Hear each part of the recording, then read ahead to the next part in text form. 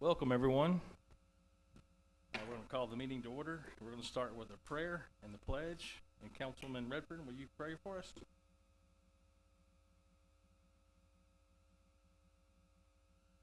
Father God, thank you so much for this evening. Lord, I just ask that your hand be upon us. Thank you for your favor. Thank you, Lord, for protecting us. And thank you, Lord, for giving us insight and wisdom into the things that you've placed before us. We thank you in Jesus' name. Amen.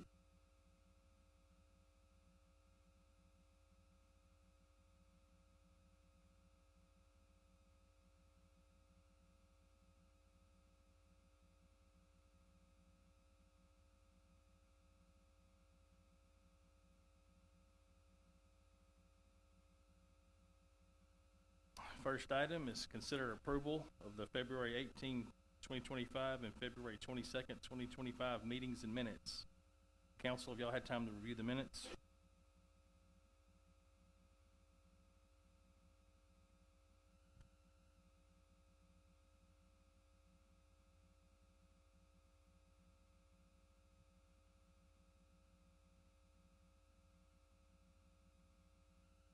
I make a motion to approve the minutes.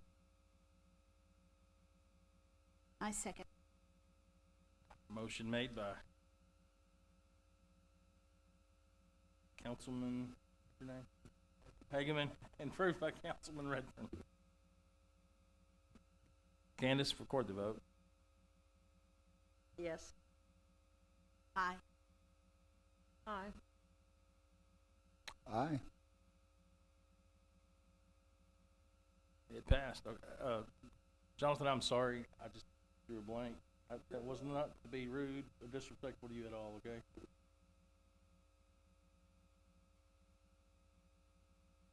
Second item is public comments. The city council welcomes citizens' participation and comments at all council meetings. Citizens' comments are limited to 2 minutes out of respect for everyone's time. The council is not permitted to respond to your comments. The Texas Open Meetings Act requires that topics of discussion and deliberation be posted on agenda no less than 72 hours in advance of the council meeting. If your comments relate to a topic that is on the agenda, the council will discuss the topic on the agenda at the time the topic is discussed and deliberated.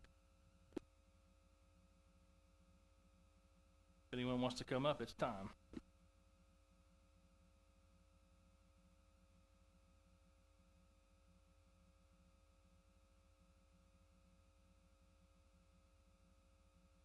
Okay, we'll close that item. We'll go to item 3. Item 3 is consider ordinance 2025-6, amending the fiscal year 2025 budget. And Jillian will speak to us. Good evening, council. So this ordinance is to amend the city budget and the EDC budget for the industrial lift station project. As Anthony mentioned at the last regular meeting, the EDC has promised $1 million to help with that project out at Local Bounty. And so right now the budgets don't have that transfer of funds in them, so this amendment will just put it on the books and make us to where we can transfer those funds, and they're in the budgets. So our EDC director's here if you have any questions. If not, staff recommends a motion to approve ordinance 2025-6, amending the fiscal year 2025 budget. Yeah, I just have one question. Hey, Nathan, just so folks, or I guess are educated, I know the Local Bounty lift station is right now intended to help Local Bounty, but is there any other benefit outside of Local Bounty? Because I believe it helped expand that area, but maybe you could add a little more color. Thank you, Councilman Hageman. Always have a splash of color. So there we have, Local Bounty was located in what is called our Cypress Industrial Park. We own a number of properties around the city, and there are about 16 acres left in that park as well. And so we've known since I got here in 2018 that the original lift station was kind of built really shallow, and there was some small kind of issues, and kind of we limped along. So we're really glad to and happy to participate in working with the city, partnering with the city. And we did this, I think we made the EDC made this determination in June of 2023. So it's been years. I think we were just waiting for the city to put its books together and figure out where it wanted to allocate its funds. And so excited to be allocating that and putting that into the system. So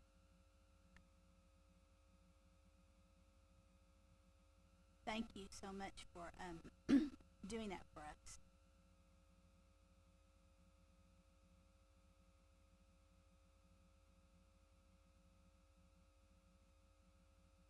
Yeah, that was it. Thanks, Nathan.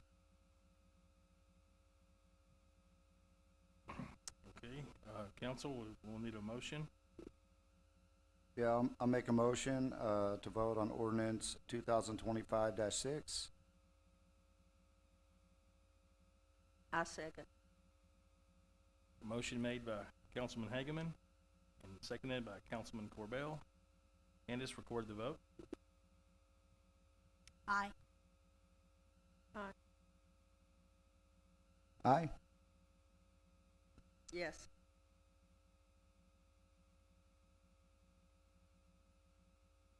Motion carries.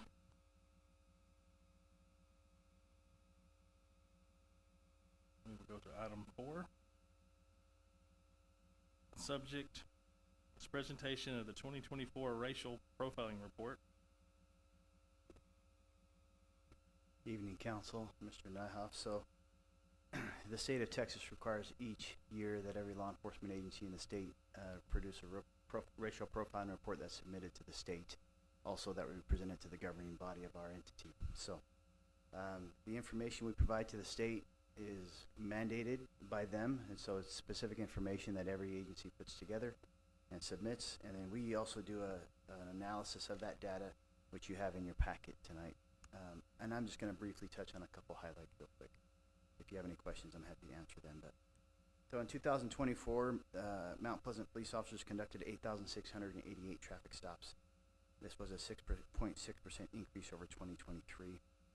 We issue written warnings in about 66 or 67% of those stops versus citations and arrests. So we issued citations in about 30% and made arrests in 3.6% of those traffic stops. In 2024, one of the questions they ask is if the racial or ethnicity of the person driving the vehicle was known prior to the stop. And that was not known in almost 94% of those traffic stops. Of traffic stops, about 61% were male drivers and 39% were female drivers. Resulting of those traffic stops is another set of information that we produce, and as well as searches. It asks us how often we search vehicles that we stop. In about 9.3% of those traffic stops, we searched the vehicles. The majority of the time that was based on probable cause. So the officer, as he approaches or she approaches the car, they find a reason, often the smell of something that's illegal, and they, by law, have the right to search that vehicle for that substance. And so that was about 9% of our traffic stops. Force was used in less than 1% of all our traffic stops, or about 0.25%. So, and during the year of 2024, we did not receive any complaints from the public for racial profiling in any of those traffic stops. So out of 8,688 traffic stops. So if you have any more questions, I'd be happy to answer them, but that's kind of the summary.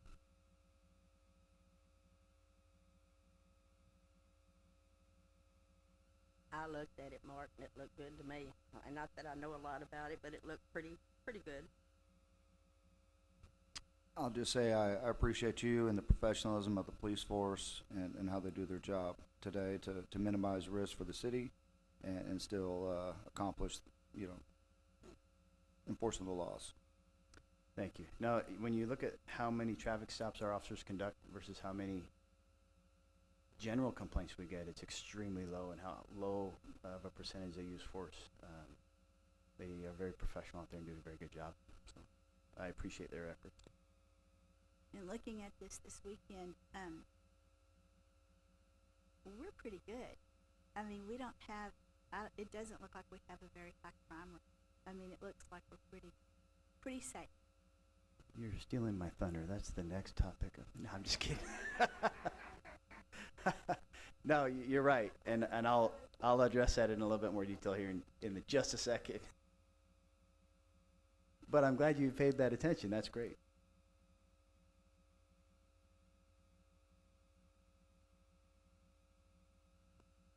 close item 4. That brings us to item 5, and it's the presentation of the Mount Pleasant Police Department 2024 Annual Report. Okay, so thank you, Mr. for starting us off. So I'm gonna hit on a few highlights. Most of it, you also have all of it in your packet, but I'll just highlight a few numbers here. So the FBI requires us to track Part 1 crimes, which are your more serious crimes, and our monthly report that we send out every month tracks those more serious crimes. We also track our less serious crimes. Often a lot of those are officer-initiated crimes, such as we see a trespasser, or somebody in the park at night, and we stop and make an arrest. Those are not Part 1 crimes. Those are officer-initiated. So Part 1 crimes is typically what a lot of police departments across the country track, because they're your more serious crimes, and they're the ones that usually we get reports from the public to come. That's our 911 calls that we respond to. So you see last year, between 2023 and 2024, we saw a 37% reduction in assaults, which is a significant number for us. That was a significant drop. We also saw a 31% drop in our burglary, and that includes burglary of residences, non-residences like businesses, as well as vehicles. And so that was in fact, our vehicle burglaries came down 45%. Anecdotally, last year we had a couple people that we ended up arresting after they had committed several in one night, and so luckily they didn't come back this year. I don't know if they're locked up or not, but we can hope. Motor vehicle theft did see an increase of 67% this year. We went from 21 to 35. We did have an auto theft ring this year that we ended up tackling and engaging multiple other agencies, including all the way to Dallas, where they served a search warrant on a property and recovered something like 13 more vehicles. A lot of those were stolen brand new vehicles off of lots throughout our region. And I'm gonna brag on our CID detectives. They actually broke that ring, made the arrests, and got the information to link it to several other cases in other agencies. And that a couple of those people went to jail, then one got out, did it again, and we booked them again. So that was pretty good. But on the year, and this is the number I'll highlight, we saw an 18% reduction in Part 1 crimes, which anytime you see a single digit is great, a double digit is fantastic. Pushing 20% is pretty incredible. And I'll attribute that to the activity of the officers on the street and the follow-up by the officers, by our detectives in chasing our bad guys and holding them accountable. And so it's really good work. If I go back a few years, about 4 years, we've seen almost north of a 40% reduction in crime in the last 4 years. So really good work by our officers, and I cannot brag enough. Our arrests go up a little bit the last couple of years. During COVID, the jail had restrictions, and so they had to reduce their population because of COVID. That carried on for a couple of years after. And in about October of 2023, some of those restrictions were lifted. And we quickly saw about a 30% increase in arrests because we had people with warrants that needed to go to jail. Sometimes 10 or more warrants that they knew we couldn't take them to jail prior to that. We'd have officers respond to a shoplifter at Walmart, and they say, well, you can't take me to jail, right? It's like, no, we can't, but we'll get you next time, which is not a good way to do it. So very frustrating for the officers and our agency as a whole, but now that those have been lifted, this year we saw about another 30% increase in arrests as we've served a lot of warrants and tried to clear a lot of that clog up. So we had 1,655 arrests in 2022. We also seized 45 illegally possessed firearms, which is tracking right on with last year. A lot of those are during those traffic stops. So I don't have hard numbers, but I can tell you that anecdotally, those traffic stops leads to a lot of narcotic arrests, the majority of our DWI arrests, and most of our firearms arrests, illegally possession of firearms. So we had 538 traffic accidents last year. Of those, 129 were injury accidents. And going back to the DWIs, we made 106 DWI arrests during 2024. Our 911 calls came down 14%, which I would tell you is a good thing as long as people are still calling us and they're not hesitating to call us, but I can't tell you if that's the true number, but I believe that reduction in crime probably reduced some of those 911 calls to our dispatch center as well.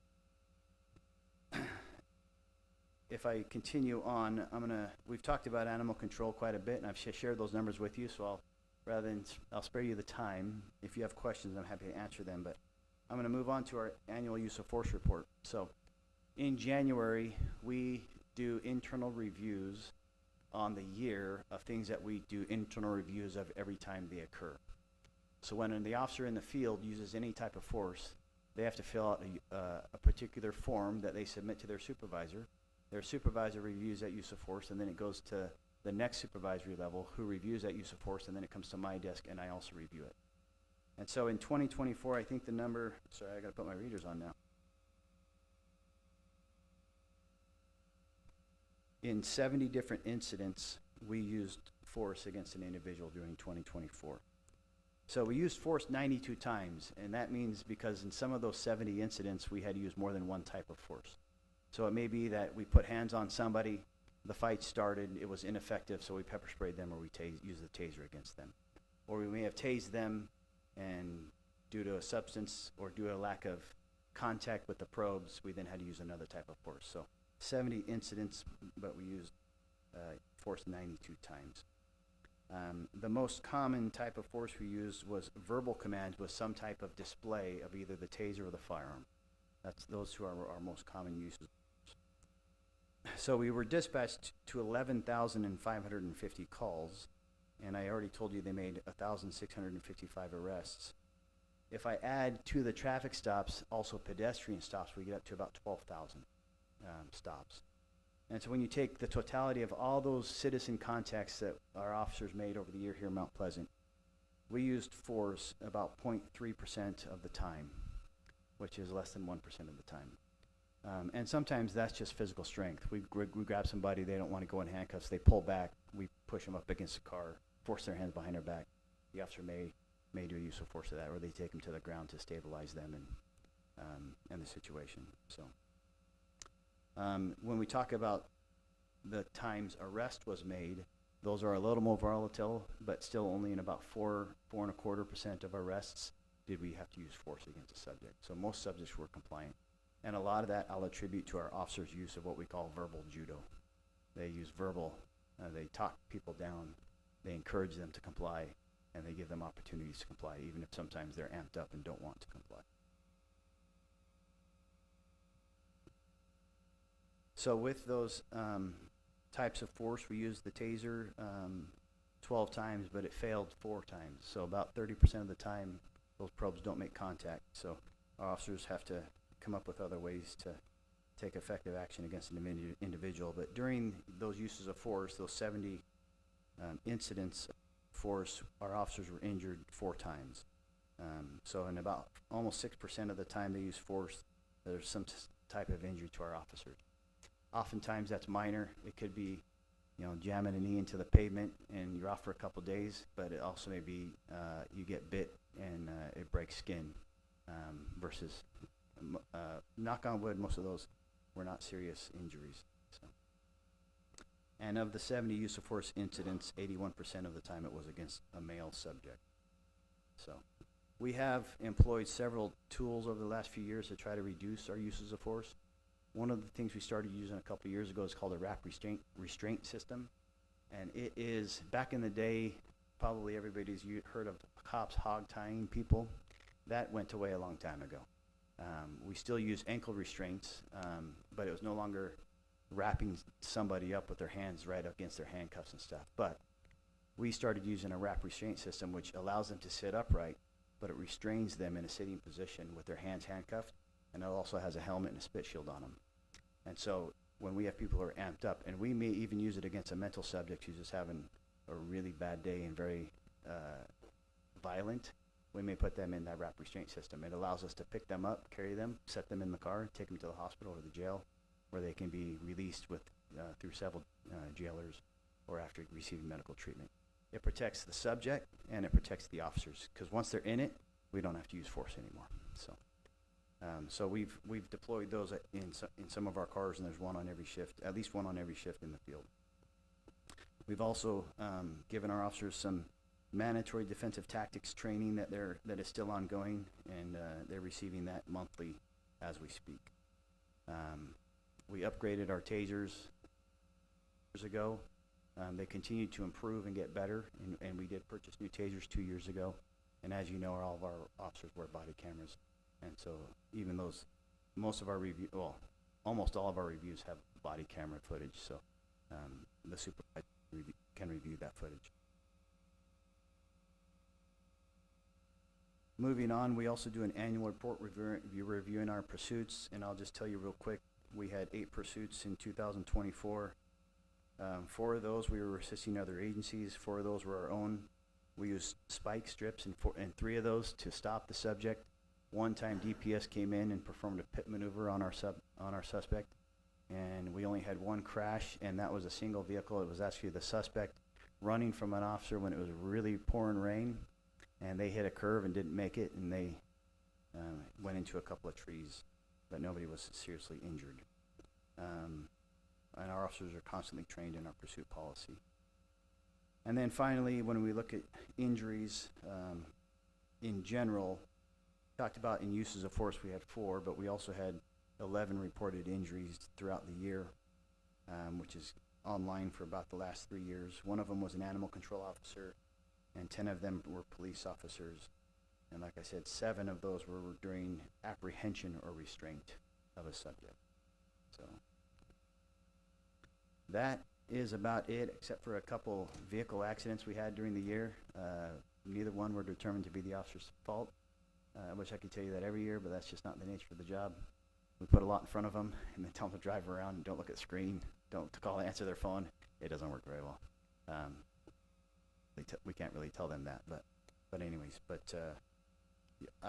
I will, as the chief of police, I will tell you, you have an extremely amazing set of police officers in the city.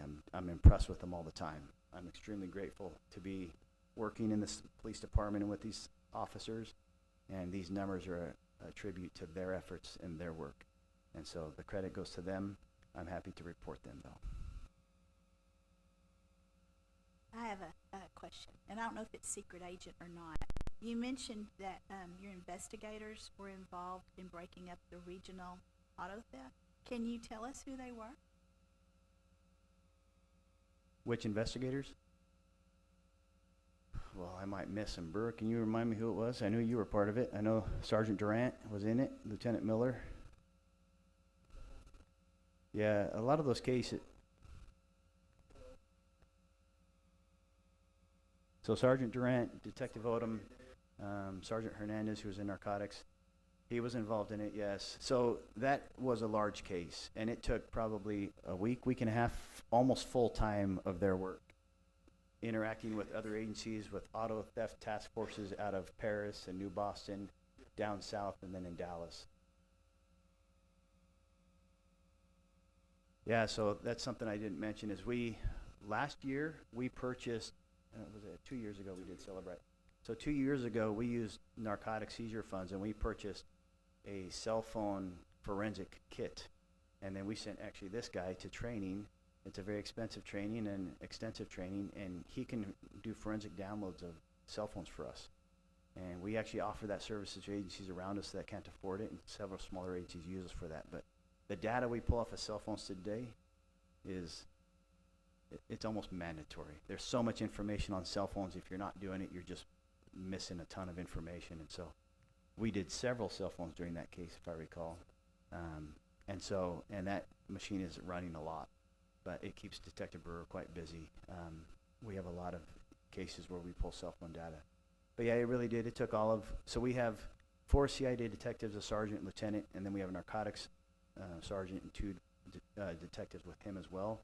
Pretty much they all worked it for several days, and then as it kind of peters off, then you have a couple of primaries that are still working it with other agencies. We had visitors from other agencies coming to us asking for information and sharing information with us, so it was quite a big ring. Well, way to go. Mark, I will say this, I was with a young woman today that is a victim, and she had nothing but great things to say about the department, and especially Melissa. She was very, very appreciative to everyone. Yeah, so a lot of people don't know that we have a victims coordinator in Mount Pleasant, which is a wonderful luxury that we have, but she reads all the cases every day, and then she reaches out to people, especially victims of crimes. She helps walk a lot of people through crime victim reparations when it's something that the state may help them recover financially from loss of property or damage. And she works a lot of victims through the court process and through the investigative process, which can be very frustrating for people when you're the victim of a crime if you don't understand how the system works between our investigation, prosecution, and how long that takes. She responds on a lot of our serious cases, and she also leads our internal wellness program for our officers as well. So she double dips as keeping an eye on our own folks too. So she's a valuable asset and quite a resource we have. And she gets called on often to assist other agencies, and we are happy to let her help those agencies that don't have such a luxury. Now, are y'all still getting that grant? You're talking about so that grant was actually for a detective position, and each year, about the last time I applied for it, we were cut down. I think we got about only $15,000. Other agencies have started applying for it. They talked about putting a restriction on how many years you can get it because other agencies were now seeking it, and we were getting so little. I figured it'd be 0 the next year, so we no longer receive that one. I'm looking at the firemen; they're ready to go. But I want to say this real short story about Melissa, and I've shared this with the chief. But I have a flower shop, and a couple of years ago, maybe 4 or 5 years ago, I don't know. There was a really horrible situation where 2 young girls, they were in high school, were left, both parents murder-suicide, and they were very young. And they came walking in with some people from Mount Pleasant and said, "Call Melissa." And so I just called Melissa, and she said, City of Mount Pleasant's going to pick up the funeral expenses because they were like 12. They certainly did not need to be doing a funeral. And it was all arranged, and that's how I found out about this program, that Melissa walked those young girls through planning their parents' funeral, and it was a very sad situation, but I was so impressed that the state has that for cities. I love it. Yeah, no, I'll brag on my administrative staff as a whole. We have 4 administrative staff. One is our evidence manager. One is my executive assistant, Melissa, and then we also,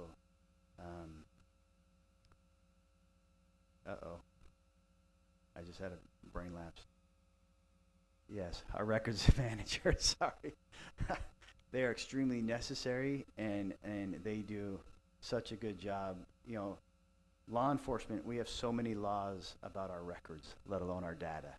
And our records manager, April Nip, just runs that show and keeps us in compliance with state law and all the rules of retention and stuff like that. We have a new evidence manager as of this year. Our previous one retired. And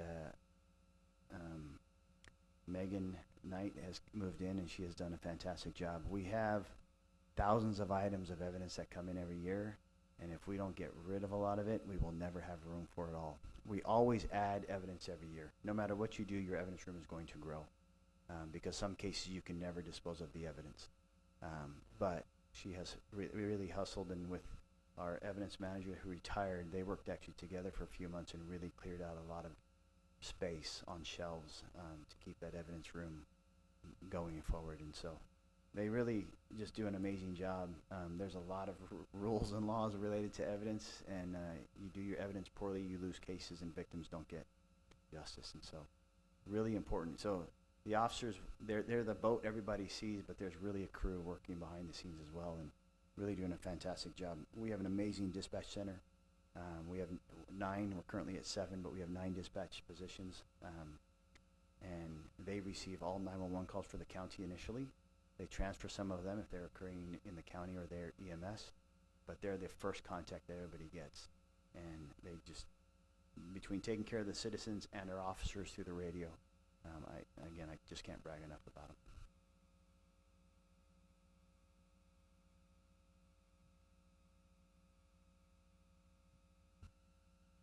Chief, with my time on the council, the police department, as we all know, is a very integral part of the city.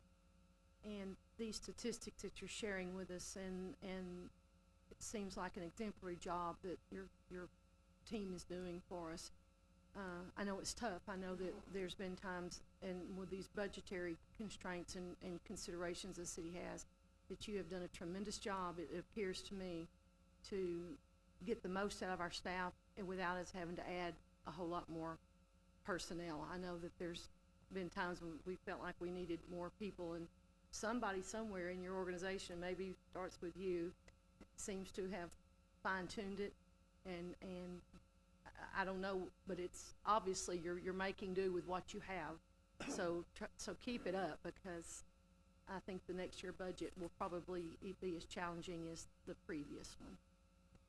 No, I mean, so our staff works very hard, and I will always say take care of the staff you have before. I would love to add numbers. We have a growing community, and we have a road way up north around the triangle that, you know, it's difficult to get that far. And when you talk about how south we go, when you talk about local bounty, that's now a very long stretch of highway.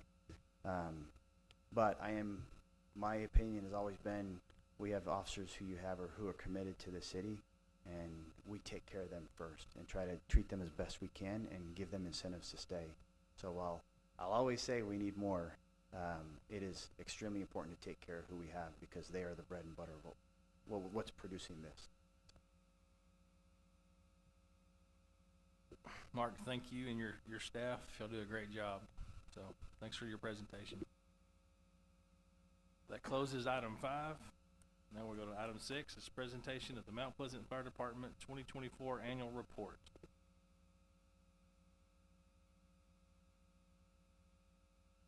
Thank you. Again, we're the other public safety entity in the city, the fire department. So some of the things we were able to do in 24, one of the things we're doing is trying to continue migrating to the 700 meg radio system, which actually belongs to the police department. But it enhances our communications. Whenever we have an exercise or an actual event, when we do the after action, one of the first things that comes to usually in the top 3 is we have an issue with communication. And by moving to the 700 meg system county-wide, which is the other thing that we're looking at, we've had conversations with trying to start a central dispatch at some point in time. Mark and I have met with the sheriff's department and EMS to talk about that. Mark's system, the 700 meg system that was purchased a number of years ago, has the capability of all the public safety and even public works in Titus County to be on that system and have a relatively seamless communication system. 700 just works a lot better out of buildings, talks to other. There's just a lot of positives about moving to the 700 meg system. The other thing we've done is continue to provide our firefighters with health and wellness by providing them access to full body scans to see if there's anything going on. And we have had some that have done the body scans and have found some things that luckily caught it early and was able to correct some things.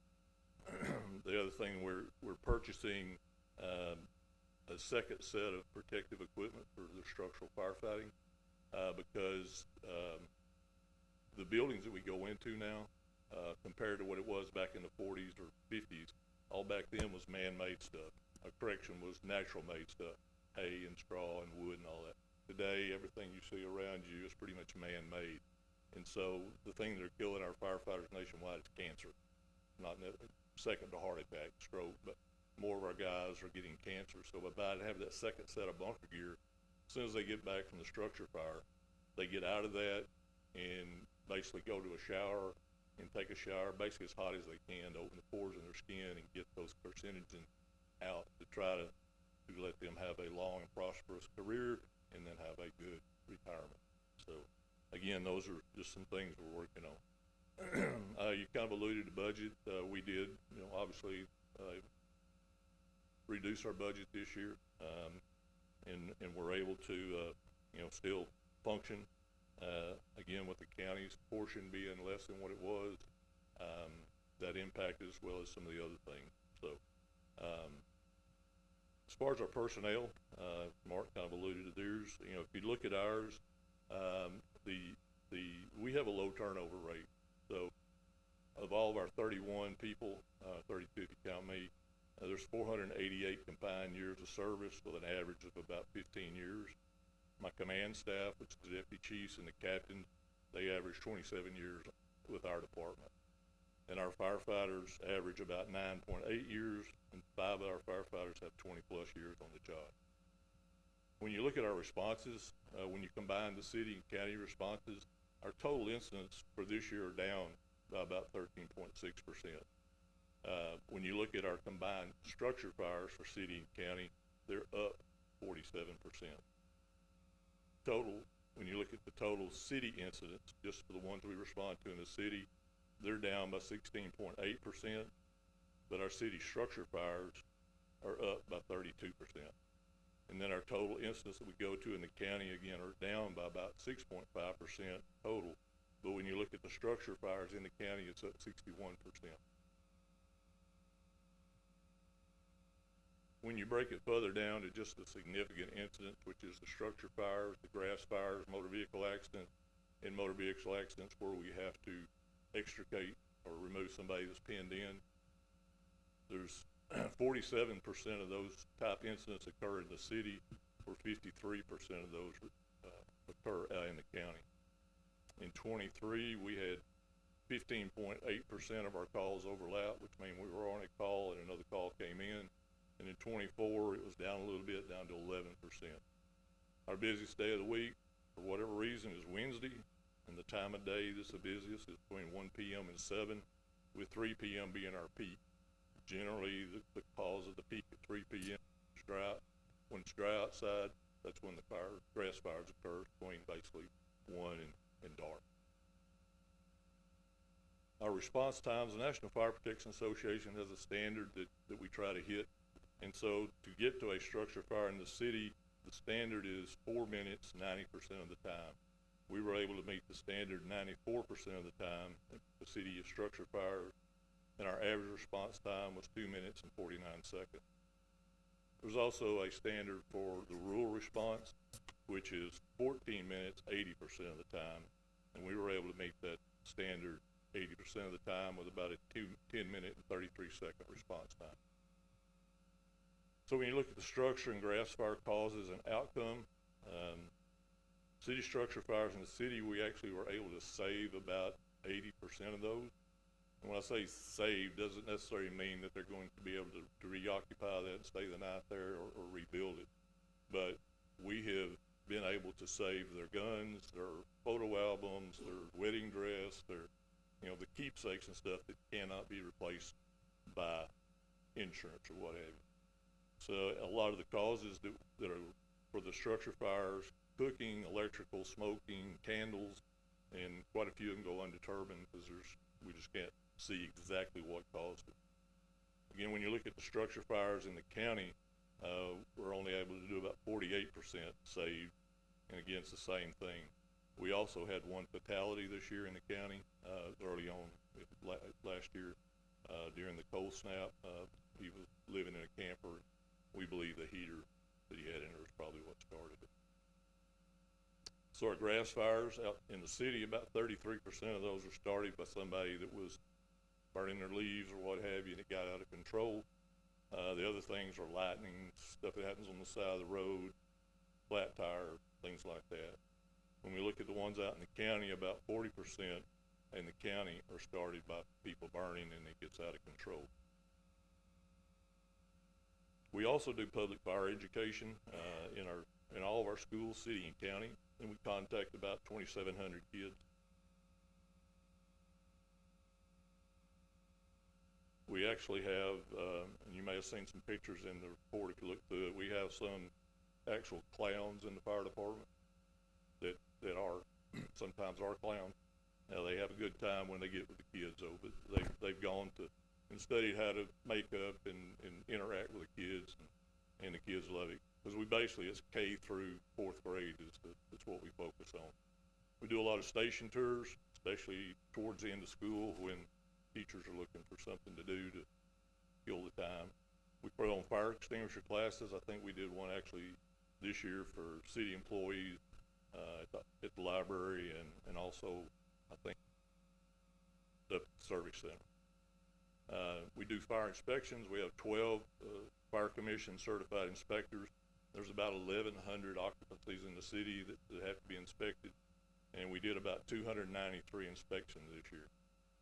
That may not sound like a lot, but basically we don't inspect every business every year. It's on a 3-year rotation.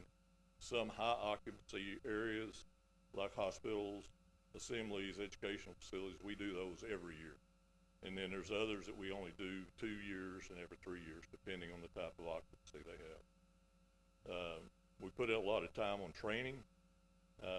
This year, excuse me, there were 3,098 hours of student training that we did.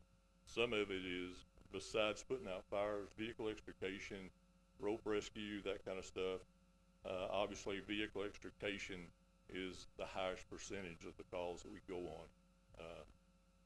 We've just got a lot of bad drivers that live in our community and they're passing through, and so it keeps us kind of busy.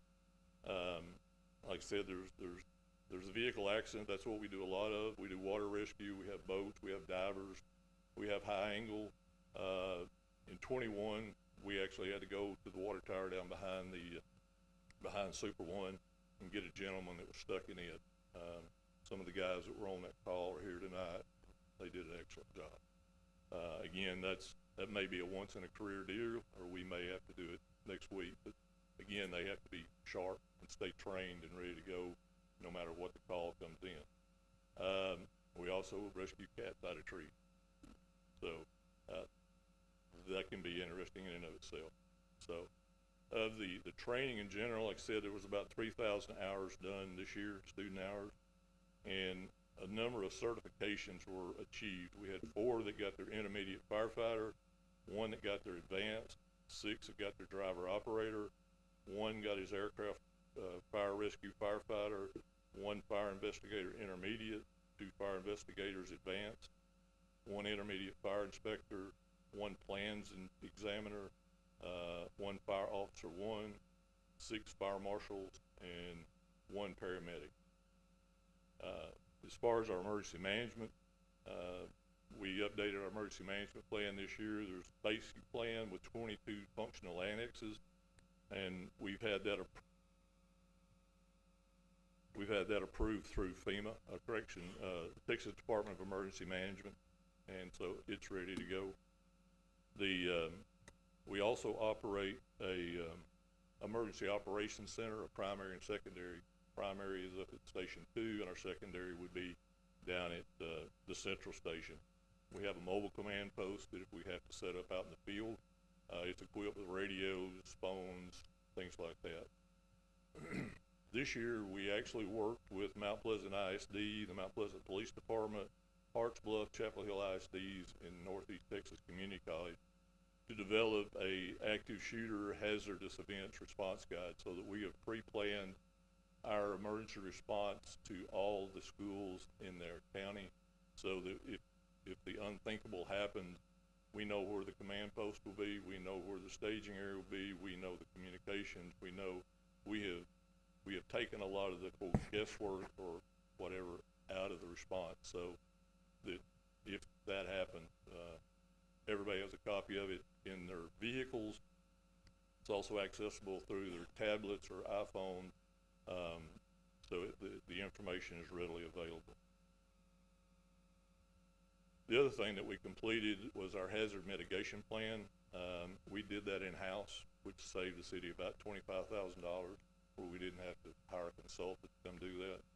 And by completing, getting that hazard mitigation plan, which we did within about the last month or 2, we actually got the final letter from FEMA that approved it, and we're through for 5 years. But they had already, about 6 months ago, I believe, had turned loose of the money.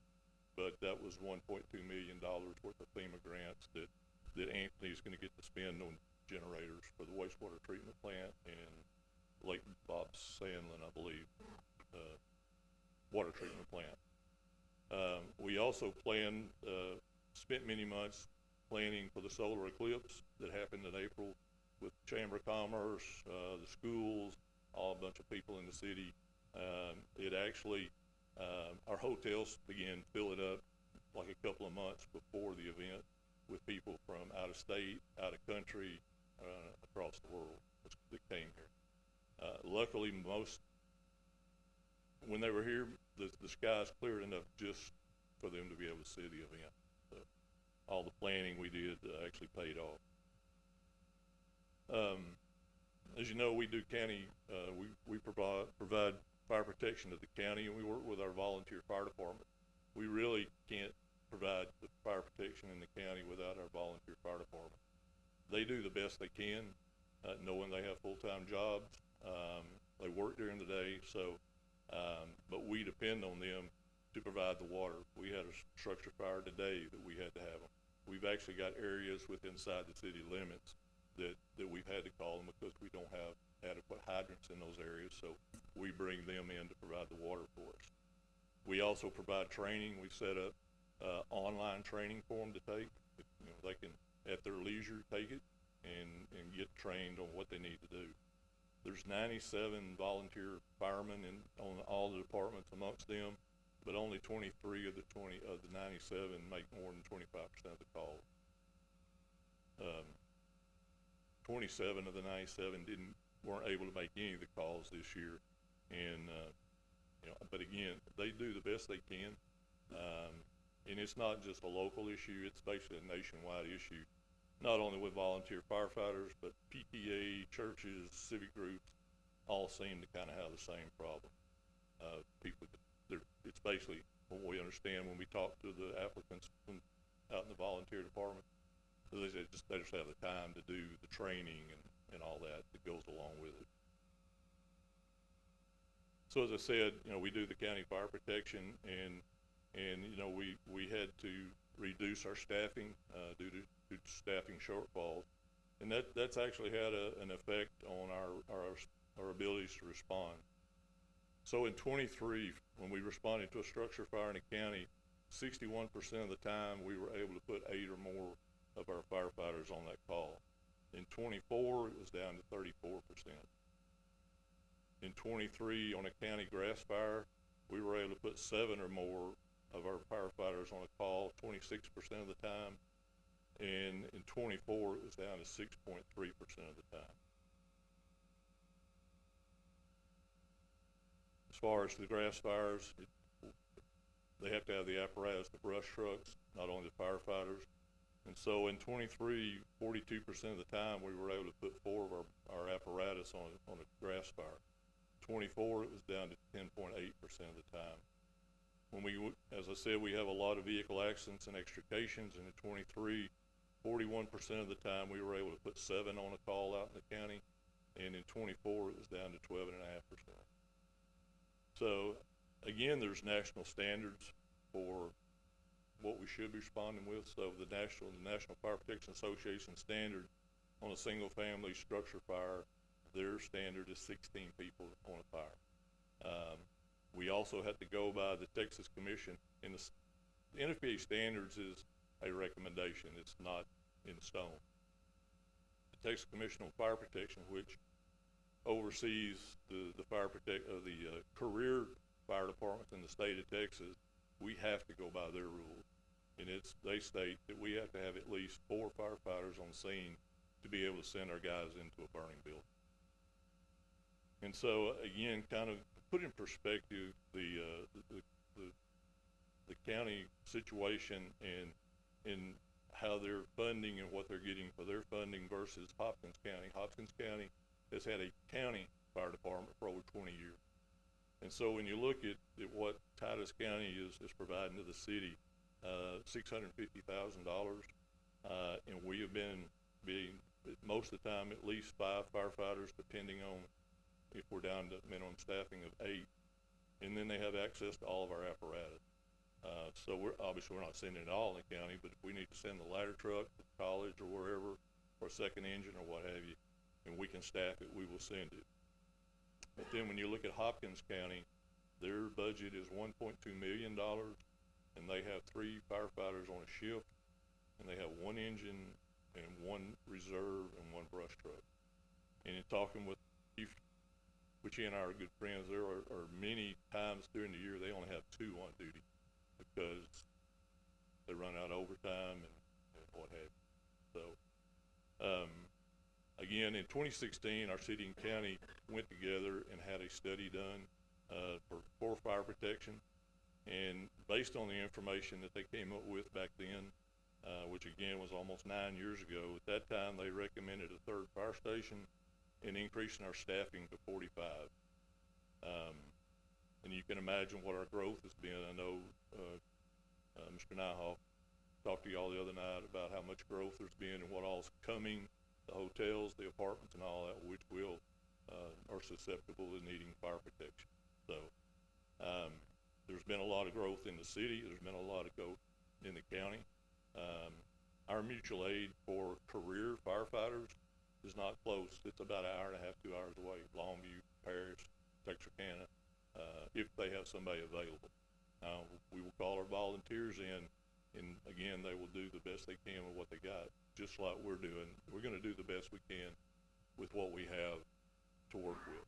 We're gonna do our best. We've had a number of close calls. Like I said, I showed you the number on the overlapping. I'll just let you know, sometimes y'all don't know some of the things that go on. On January the 7th at about 8 p.m., we got a call from a local business downtown and said they had some of their workers call about how to turn off the heater. And so they turned the heater off. And that particular store owner said, there's something just told me to go check. And that was about 3 hours later. Well, he went to check and they had turned the heater off. They turned it right back on. So for 3 hours, we had two businesses downtown that were filled with gas when our guys got there. It was well above the explosive limit. Luckily, there wasn't a light switch turned on or something to create spark, or a large portion of our downtown would have been damaged and lost. You probably know who I'm talking about. So, again, like I said, we're gonna do the best we can with what we got, but there are some days, I know when I was a kid, I watched a juggler on TV where he had put a plate on a stick and get it to spinning and then get like 4 others spinning, and by the time he got that one down here spinning, this one was about to fall off the plate. We just hadn't dropped the plate yet. So I'll be happy to answer any questions. Chief, I'm not gonna get into the county thing, cause we all know that's a mess. So, and I'm hoping in the near future that it will get better, but I noticed on these numbers here, the response to city incidents and then the one to the county, that there's a pretty good uptick in the number of structure fires. Is there any particular reason that we're having more structure fires? Kind of what I said, there's a variety of reasons. Some of them are going undetermined. We'll list it undetermined, same as if we bring a state investigator in, which we will if there's a fatality or a large business loss, because we want to bring the people in that do that on a regular basis. But if they can't say that fan is exactly what started it, but it could have been that VCR player, they're going to rule it as undetermined. That's the same thing we do. We may put in our narrative that says, hey, it looks like this is probably what started it, but we can't definitively say it. Is the structures, are those houses, commercial buildings, apartments, is it all listed under structural, or are they separate? Structure fire is anything. It could be an apartment, a house, barn. Those are all considered structure. Somebody's outhouse. I'm not outhouse. Outbuilding, storage building is what I'm trying to say. We actually had an incident last Friday that luckily we had all of our guys in town, but we had a call over like right behind the station. But the fire started when a gentleman was burning his leaves. Apparently he didn't watch it, so it caught his outdoor building on fire, which was right next to the fence that his neighbor's outdoor building was on fire. That caught the boat on fire, that caught the four-wheeler on fire. And again, if we had not had all of our crew in town, it would have been a little tough.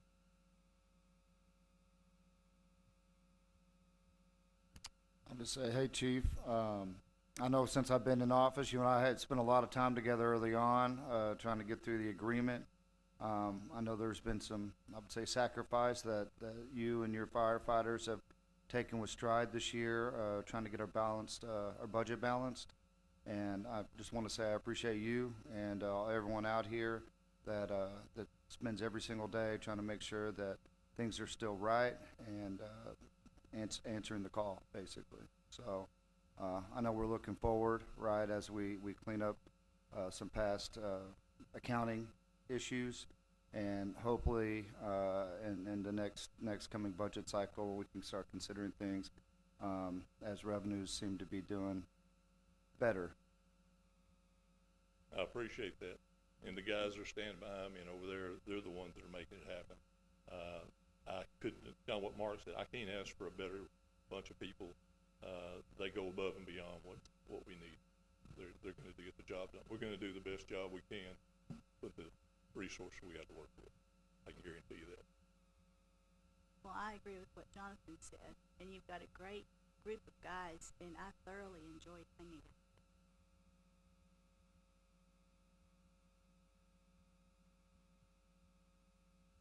In fact, y'all are invited to come to the fire station anytime y'all like. We'd be happy to show you around.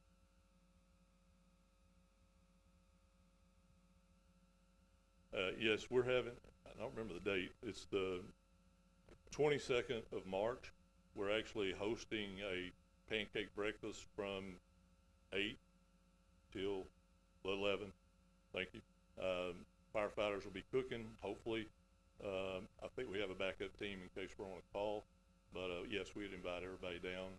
We've been doing a little house cleaning, getting it ready, spick and span to make it look good for y'all. So we invite everybody to come down. They have been working for the whole station. Yes.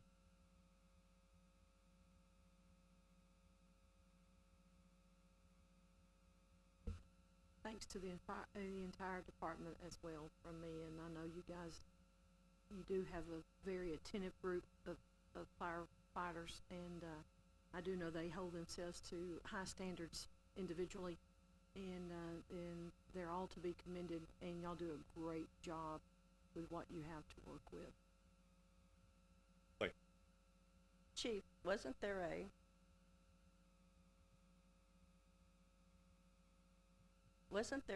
a budgeted item for a training to replace that old building at the water plant? Am I correct about that? Yes, in the bond issue, we set aside $100,000, and we just been waiting, basically, we're waiting for the engineer to kind of help us design some stuff. But some of that work will actually be done in-house to try to save some money. The facility will actually be made out of the cargo containers, kind of what y'all looked at the other night. I've already talked to Lynn to make sure we're all right on that. But yes, that's the other one. We have gotten many years of use out of it, but we've about burnt that thing down.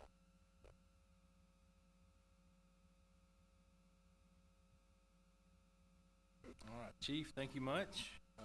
This town and county is very lucky to have you guys. Y'all do a great job. Thank you for your presentation. This is out that agenda item.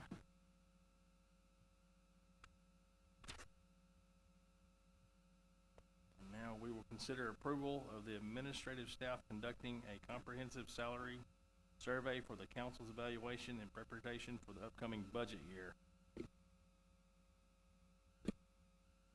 Thank you, Vice Mayor, members of City Council, members of public. I want to just comment on the last two items. I appreciate both those reports. It's just something very important, I think, for the community here every year. So thank you, chiefs. And I would say, Police Chief, there's something to be extremely proud of your department and the men and women who work there to see crime rates that far down. I mean, circumstances always occur sometimes where you get a little spike that's out of your control, or vice versa, it can drop, but the size of your reduction in Part 1 crimes is very significant, and my congratulations to every man and woman in your department and you. Chief, I will say thank you to your department as they just left. They always time those, by the way, when they come to council. Make sure you know they're busy. Just kidding. I want to say that, you know, Chief, yes, we eliminated 5 positions, and they had the same duties and responsibilities. And so thank every single firefighter that works for the department. I will say one of the most important things that I can hear you say as a chief is, what amount of time does it take you or your department or to get an engine to someone in need of help? And when I'm very happy to hear that you've been able to maintain those numbers below standards. You're close. When you said to get to a call within the city limits, your average time is 2.5 minutes, basically. That should put some comfort in everybody's hearts when these guys do that, and so that's an awesome number. Even the county, you're still surviving at 80%, 14 minutes, and that's just a testament to you and your department, who've made it work, even though we eliminated 5 positions from you through the county cut. So thank you for both of those, and thank you to the men and women in the department. Much appreciated. So I will go onto this particular item. So we're talking about the compensation analysis, and what we'd like council to is approve us getting proposals and then initiating that process. So what is a compensation analysis report? First, I'll say every city should have one. Basically, it just sets up the chart, shall we say, of positions and salaries and ranges where positions should be paid so that there's internal equity there. It makes sense. And then you're also looking at your market when you're trying to retain people, which is something you typically always try to do, to make sure that that you're providing salaries and wages and benefits that are comparable to cities your size. So what actually the scope looks like when you do something like that is, first, they will review the job descriptions. So it seems like a lot of times, other than a police officer and a firefighter, for instance, a lot of times you're going to have positions that different cities will have different titles. And what's important to understand is when you look at a compensation study, you're going to look at the job title and the responsibilities. City manager is going to have the highest level of responsibility because they oversee everything in the city. And so then a receptionist is going to be on the lower end, and so then you fill those ranges up with everybody, and they need to not have compaction in them. They need to be fair, so that the lesser the responsibility, the lesser the pay, the higher the responsibility, the higher the pay. And so first of all, they take a look at that. They take a look at your pay plan and certification pay. Some of the things that you heard about, and we'll talk about with human resource or with the personnel policies, is there's also special pays, K-9 pays, Spanish-speaking pays. So there's different certifications. I think Chief's mentioned a couple of them for the firefighters and the accomplishments they've had, along with the police officers as well. So when they look at the comp plan, they're going to first of all look at the positions and look at total compensation, which includes insurance benefits and those types of things. The second thing they're going to do is assist the city council in selecting peer cities. A very, very important part of what happens is you want to select comparable cities with you. And so council's talked a little bit about this. You're going to look at population, but you're also going to look at the size of the organization. So some organizations may, for instance, have a multi-jurisdiction fire department. And so one city might have a fire chief and another one might not. And so you're just going to look at all of those different criteria. You're going to look at the proximity to us. So when you do that, you're going to say, are these people recruiting against people that we're trying to get to work for us? They're also going to just look at the organizational layout. Do they provide water? Do they provide sewer? Do they provide fire? Is it the same? So what they would do is they would come up and take a look at that, and they would present that to city council. First step would be you as a council would evaluate those, and you ultimately are going to make the decision of what cities that we will do comparisons on. And I want to say our study was last done in January of 2020. So city managing for a lot of years, normally you're going to do one every 5 years. That's your hope. So this will be a little past the 5-year mark. We passed that, so it's going to be about 5.5 years should you wish to proceed with this. Then they analyze the data, and then they go through and they're gonna recommend a salary range based on an average midpoint. They'll do a high and a low. It's actually a methodology that they use to do that. Our current salary plan has 19 ranges. Again, so you've got 19 listed ranges, starting from the lowest paid person to the city manager, who's usually the highest paid. And then within those, then they move across and they build in step increases across that. And it's much more complex than you could imagine, because you're talking different responsibilities and how they compare from one department to another. So how does someone in the utility department compare with someone in the finance department? How do you equate those duties and responsibilities? And so they do, that's a very big part of what they do when they help create that plan. So why do you have, so you have ranges and then you have steps, and steps in essence are used for someone who maybe come in, let's just use a firefighter who's an experienced firefighter. You're not gonna start them at a step one where they need training and so forth. You're gonna take a look at that and say, hey, we've got someone experienced in doing this. They're gonna start at a 5 or something in the middle. And so that's why the steps are important, as they are for people to move up in their job. So the more experience they get, each year you would analyze, should they get a step increase or not. And the city has basically provided step increases every year. And so for tonight, so what we'd like to have council consider is approve the staff moving forward to get proposals and move forward to initiate that plan. Understanding when it comes to funding for this, it gets funded from all the different funds. For instance, it would be looking at the airport employees, and so part of the airport fund would pay that. The utility funds would pay that. General fund has the biggest number of employees. They have police and fire, for instance, so they would pay for that as well. So it gets spread out throughout the organization. I just, as your city manager, it's a very important piece of making sure that you know you're market comparable, that you aren't having compaction within there. So you might have a new person come in and get paid more than someone who's been here a couple years, and it's just a very good practice. And when you establish the pay plans for people, everyone knows where they're at. It's very consistent. There's no ability to pick and choose different people getting different pays. It's a very organized yet complex process that allows employees to understand where they're started, why they're in the particular range they are, and then it gives structure to the city management side in looking at where you place someone within a range. Something that, for instance, just happened this last year when we had to do over $1 million worth of reductions. We gave step increases, but some of those folks are at the highest step. And so when you're at the highest step, they did not receive a raise. So the whole goal is to have people improve on their performance here, get more experience, compensate them more, but there is a top limit. And basically what that means when you're at the top of that, it says you're at a very I'll say a high pay rate for what you do. And so you're not going to be able to find another job that's going to pay you that, at least within our range and our peer types of cities. So we would like to proceed for you. Some of you have mentioned that we should probably do that again. So again, what we're asking for you to is approve us initiating the process. And again, the first step is they're going to take a look at descriptions, they're going to take a look at cities, and then it comes back to you.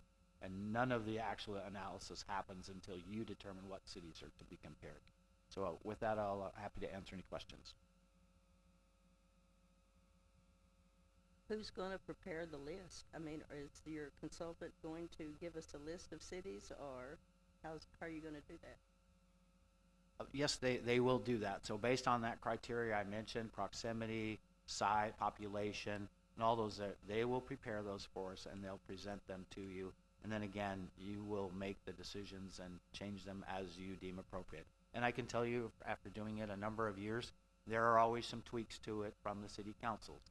Why is this one here? They have to explain why it's here versus another city. And so there is a process that goes through the city council that's deliberated each time. I don't ask this question. I don't know if I'm asking it correctly. But I think one of the last reports that I looked at, it really had, Longview, Marshall, Texarkana, the larger cities. And I want to say that when we did have a lot of staff that were living in the Metroplex area, their salaries were reflected of the Metroplex area. And I want to really, I want to have this report so we can get it back to East Texas and not the Metroplex. But I also want to make sure that the Longview, Texarkana, Paris, being that they are all larger than we are, that we keep them. And I've got a list of names of the cities that are very similar to us in population, but again, I know they might have those different things you were talking about that we don't have. But I know, again, just knowing, obviously Sulphur Springs, but Kilgore is very close to us too. So I'd rather have Kilgore, Athens, Sulphur Springs, instead of Longview and Marshall and Texas. But that's just my preference. And I would say to you is that's exactly the process that you will be using. And like I said, I don't think I've ever got a consultant tell a city, here are the 10 cities we want, that haven't changed a couple of them.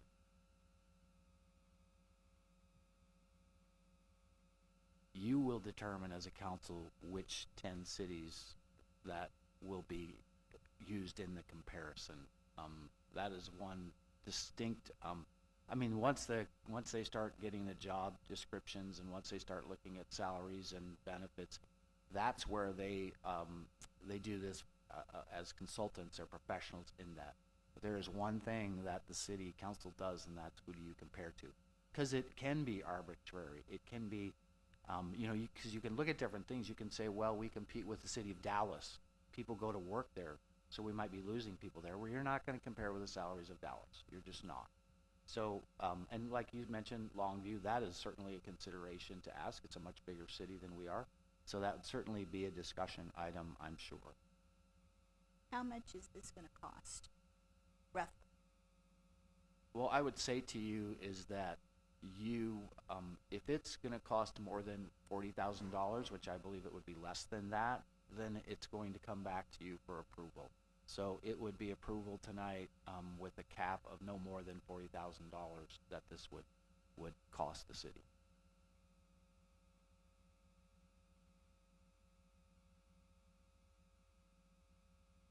Will it be done before budget time? Thank you, Councilmember Sproul. That's a great question. That's really the purpose of the timing here, is so that it is done before the budget. And so as you look at the budget, you'll have those numbers for you as well. It's one of the components that you should have. Council, we need a motion to move forward. I make a motion to move forward with the vote on comprehensive salary survey. A second. We have a motion made by Councilman Hageman and seconded by Councilman Redfern. Candace, will you record the vote? Aye. Aye. Yes. Aye. So City Council, there's been some conversations about why can't the city staff just do that. So I wanted to just, this is the study that's done. It's very complex in the analysis done to make sure mostly the internal fairness works. So I'll just be honest, you're going to be able to look at the external because you're going to pick the cities, but internally making sure that all these different positions from top to bottom are located in the correct place based on their duties and responsibilities. But it's about a 50-page document, and it's a very important, again, it's important for you to stay structured in as you look at wages and salaries. You can't not just be saying, well, I think this person needs an extra 20,000 or however that works. It just doesn't, it should not be done that way, and this gives you the structure to live by that. Thank you. Okay, the motion was approved for the salary survey. We'll close out item 7. That brings us to item 8. Let's consider resolution 2025-3, adopting the 2025 personnel policy manual. Good evening. Tonight, I'm presenting our updated policy manual for your review and approval. This update has absolutely been a group effort. We've spent months, hours, city staff along with the city attorney going through this thing. The purpose of this update is to ensure our policies remain legally compliant, align with best practices, and reflect current industry standards. These policies have been reviewed to ensure full legal compliance. The revisions reflect our current procedures, which help with implementation, and no new benefits have been added. This update clarifies and formalizes existing practices. This updated manual is a valuable resource for our organization, and I recommend its approval so that we can continue to operate with transparency and legal standards. I'll be happy to address any questions and concerns you may have, but I think the city attorney wants to weigh in on it first. Good evening, council. I just want to add to what Ms. Motley said, that I have very thoroughly reviewed the policy manual. There were a lot of needed updates because it had not been updated for quite some time. And so we took care of a lot of those different matters to ensure legal compliance as she has indicated. And it was very rigorous, I can assure you. We had a lot of meetings to follow up on various different policies and things that needed to be addressed. All right, I got the first one. When you say that these were policies that were already in place, now I have made several phone calls to City Hall, and these actually were most of the updates in compensation, the vacation, the longevity, the incentives. Nearly everything that I called on had not been approved by council. Is that correct? I don't think we've located where it had been approved by council. It was approved by city staff. And that's my problem with it, and it's the same thing it was before, is because I still have the old policy that was approved by council and went to council and had a vote on it.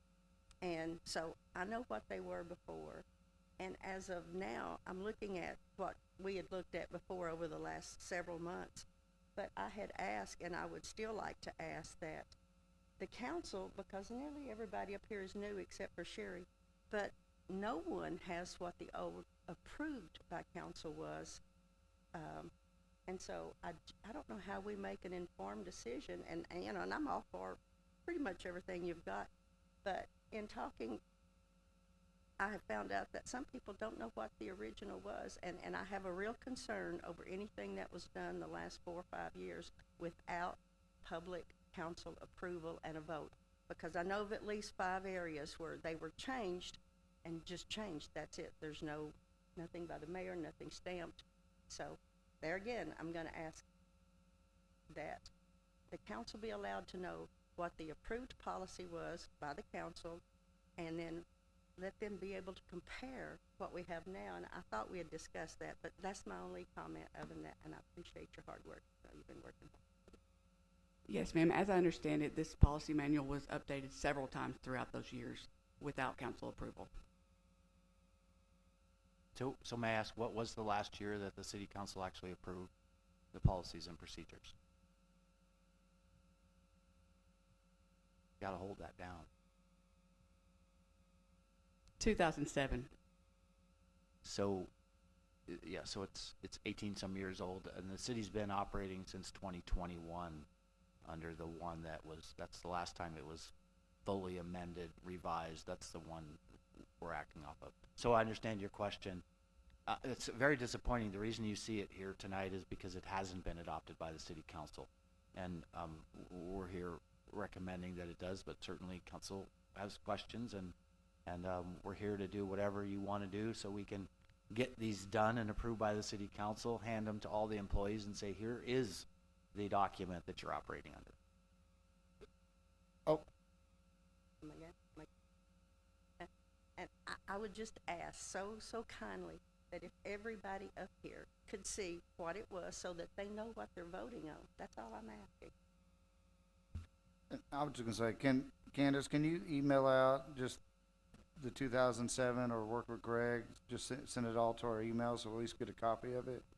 And I don't know if there's any significant change. If we're talking about really only 5 things, there's some kind of stare and compare document where we can just kind of throw it into 2-3 pages on this is what it was, this is what it is now, this is what we're asking for approval.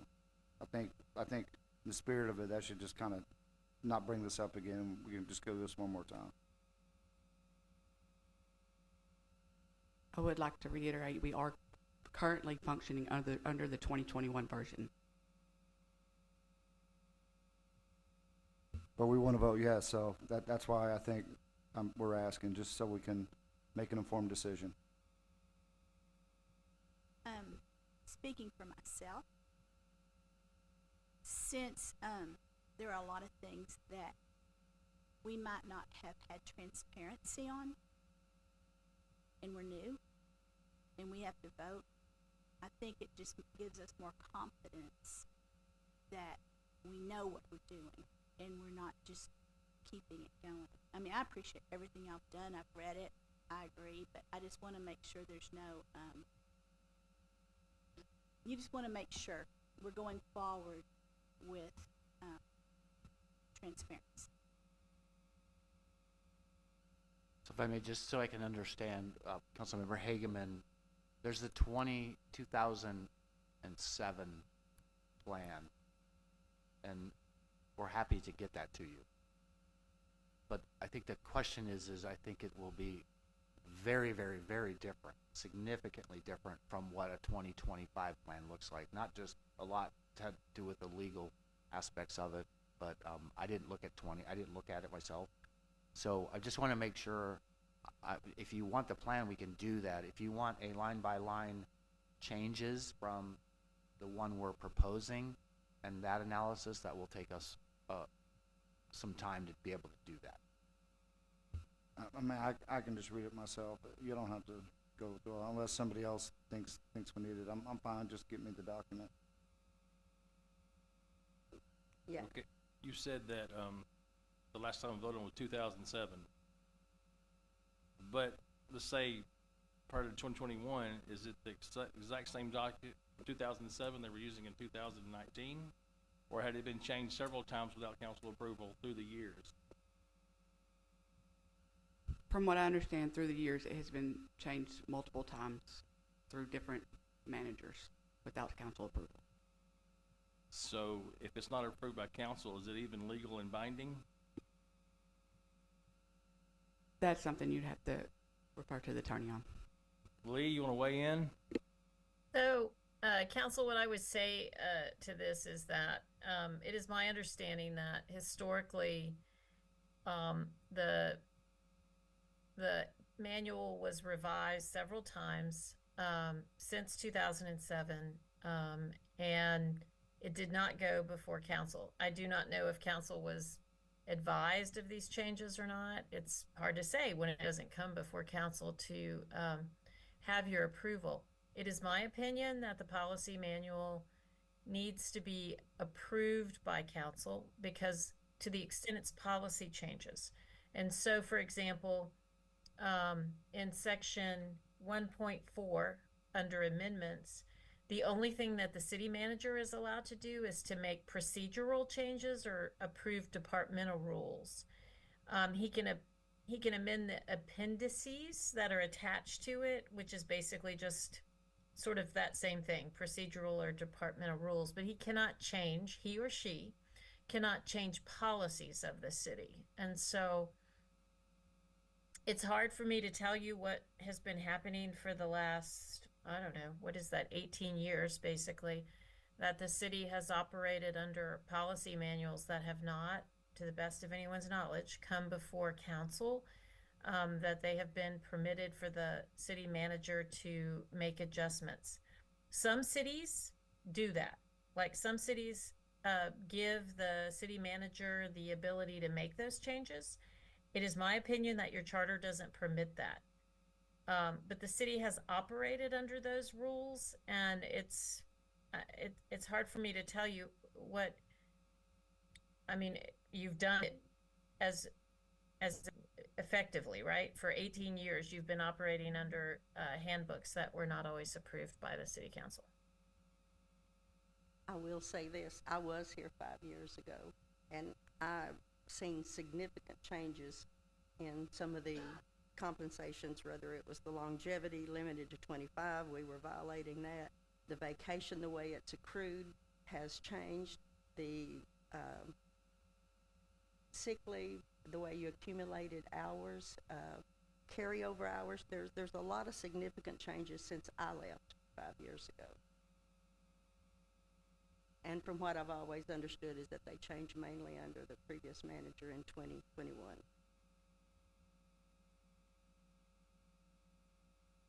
I thank you for all your hard work.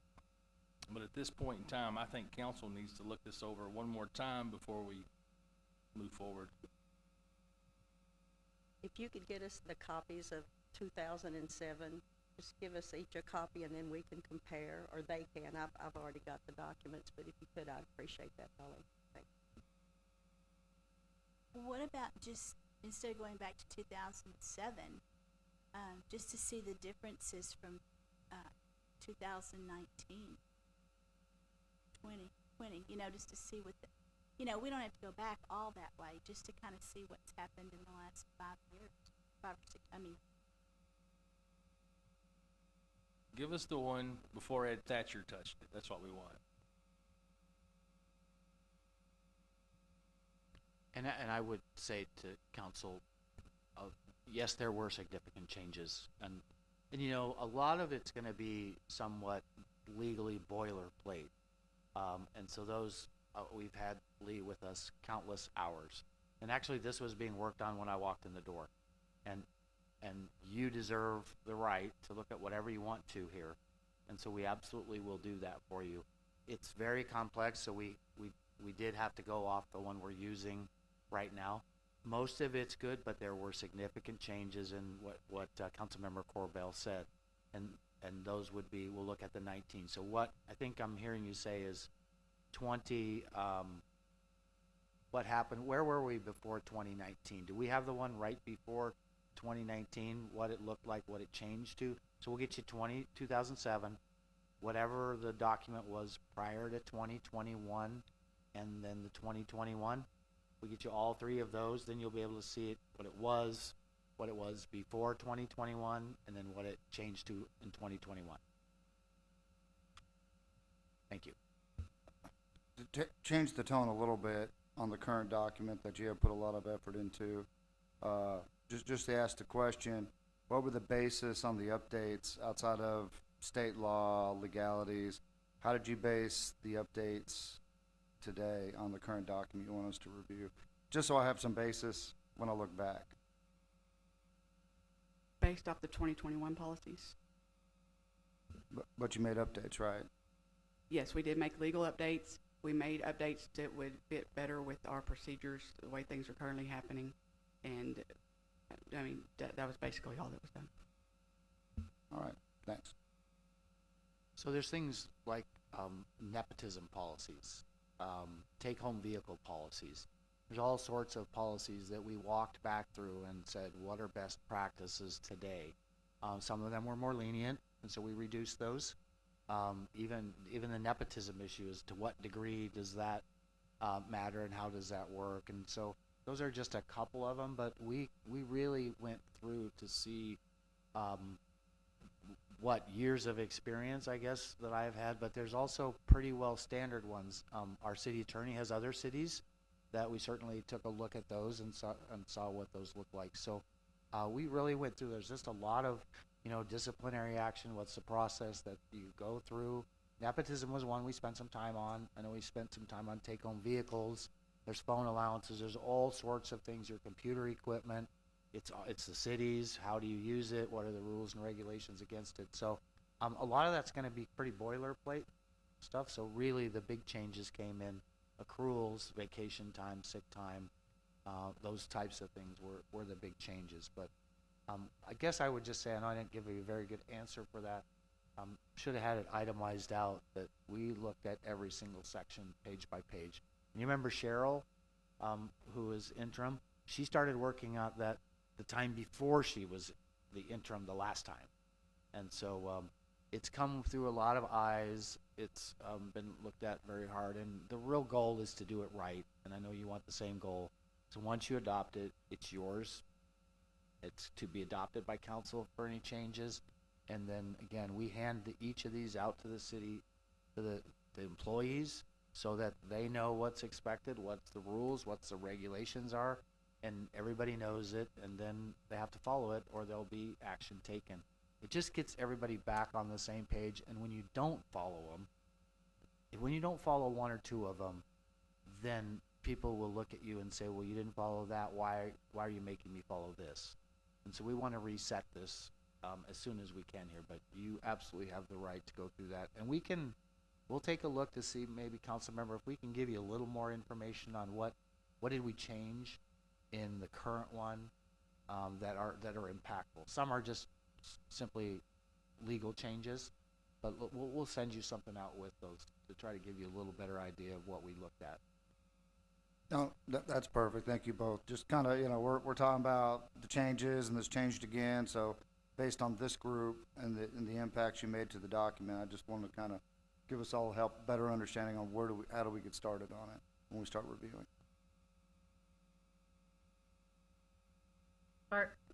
Are you looking for this to be at the next council meeting, or are you looking for it to be further than the next council? Just whenever you get it ready, in the next month or 2, 3, just whenever you get us the documents, okay? I do feel like it's important to get approved, so I would like to do it as quickly as possible. Yeah, we can read it at home. Yeah, I mean, if we could get the document, I don't see why we couldn't get it back on the agenda for the next one, right? So. I agree, it's a timely manner, so let's go for the next meeting. And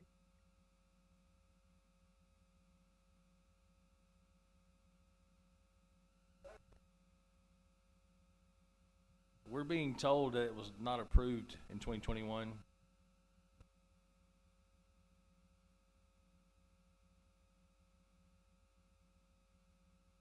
That is correct, sir. So I would just say, so we're going to request a motion to table it. I would say we will try in 2 weeks, but we want to make sure you and we have enough time to get that documentation too, but no more than 2 meetings away. So if we can't get it the next one, we definitely should bring it up for the following one. Thank you. I have a question, Attorney Ream. I think I heard you say that the city charter prohibited certain actions taken without council approval on policy issues. yes, that's right. So the charter provides basically that policy decisions are to be decided by the council, and obviously the city manager would be interpreting the policies and so on. And as I say, in some cities, the ability to change a handbook has been delegated to a city manager, but I believe your charter does not provide that, does not permit that really in this instance. Some cities also adopt administrative rules and things like that can be sort of very detailed, separate and apart from a handbook. And so it's sort of a way of delegating or dividing policy matters to council, and then allowing the city manager to make administrative directives and things like that. I mean, we have clients that have a handbook that might be, say, 50 pages and administrative directives that might be another 100 pages. So it does vary per governmental agency, but in my opinion, yours says policies. The other thing I think is just, budgetary issues that have to be addressed if financial terms of employment are changed. So obviously that has to be within the budget for a city manager to make adjustments of that nature. Thank you. And a follow-up question is the changes that have been made since 2007 without approval of council, are those rendered ineffective, does it automatically reset to 2007?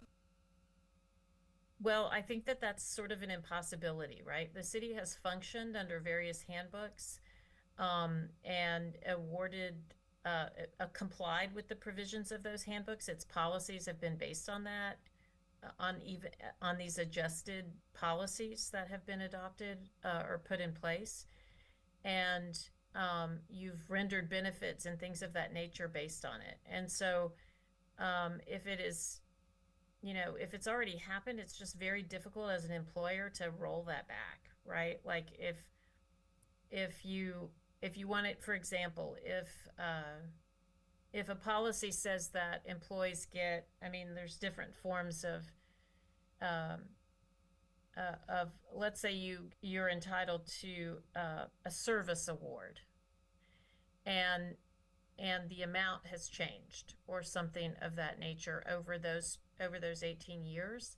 It's difficult if you say, well, in 2007 you were entitled to $500 and you got $1,000 later. You can't really, it's pretty difficult for you to get the $500 back that you overpaid. And to say nothing of the accounting of all of those things.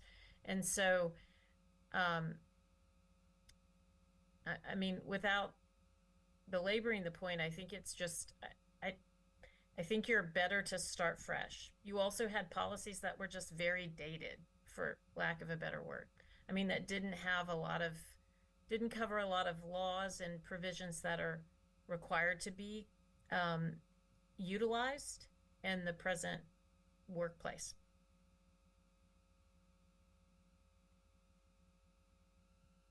So I won't be with you in 4 weeks from now. So I do want to just give my recommendation is ultimately that you do approve this. I think you have every right to research however far you want to do. But I've never seen a set of personnel policies going through with a fine-tooth comb over and over again. I've probably been in 15, 20 meetings, and a lot of it's very similar, but we went through very minute little issues. We did look at, when you pay out vacation accruals or sick accruals, those are liabilities to the city. And so we took a hard look to see, are they too high? Are they on average? What are they? And I will say to you is I believe they are higher than what was there before, but I do think they're in line generally with what you're going to find out there in the world. And I think that the city attorney, Cheryl, Holly, Candace have done a fantastic job for you. I have not seen anybody go through a set of personnel policies like these people have gone through that and gone through it with me. So I want to tell you, I'm very confident this is one of the best personnel policies updates that I've ever seen, because it's as thorough as I've ever seen. And so, yes, you may have some questions about it. Everybody's going to have different opinions. We had different opinions a few times, but it's a great document. It's clean. It's just very well done for the best interests of the city first and foremost, but also acknowledging being fair to employees. Thank you. Council? I agree. I think we'll get it done quickly. I just want to make sure we always know exactly what we're voting on, and that's the goal of all of us, to be transparent, to know where it came from, why it's there. And I've looked at it, and I actually read it, and I think it's great. But I think we still need to look and make sure, because we know things happened. And I just think everybody needs to know exactly where we're at and what they're voting on, especially if they haven't read it. I have a question, Greg.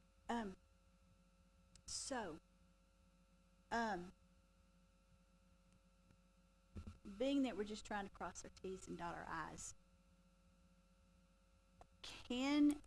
if it was approved, is it something that when it gets closer to budget time, that it gives us an opportunity, those of us, to look at it, to read it, to, I don't want to take anything away from the employees. What they have, they have. It's just, I just want to make sure I understand the changes from the years. So I don't want to stop progress, but at the same time, I just want to make sure I'm clear on the things that have changed through the year. I do want to say that there were clauses included throughout these policies that allowed for council to vote on certain things during budget. And that would include the incentives and things like that. So you would still have the authority to change those things during budget.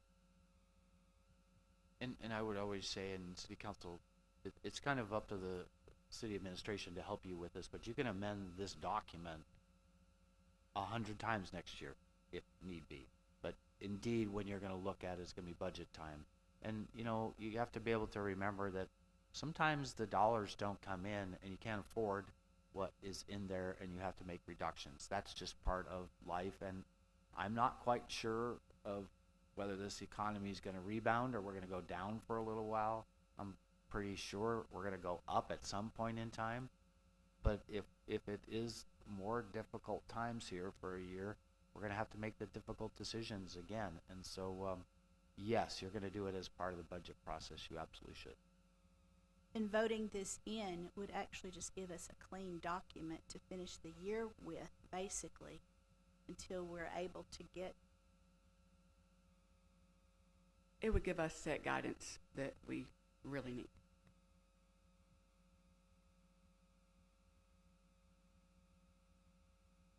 Council, we need a motion. Hey, I make a motion to table this, are we setting a date? For the next council meeting, unless not ready? I would suggest you make a motion to have it come back to the city council no later than 2 council meetings away, 2 regular sessions away.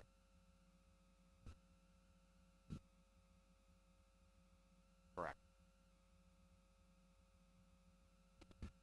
By the second council meeting, we will bring back resolution 2025-3 for a vote.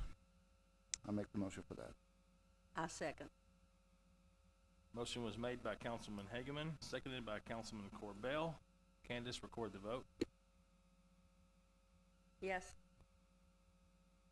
Aye. Aye. Aye. Motion passes. The motion will be tabled. We'll close out item 8.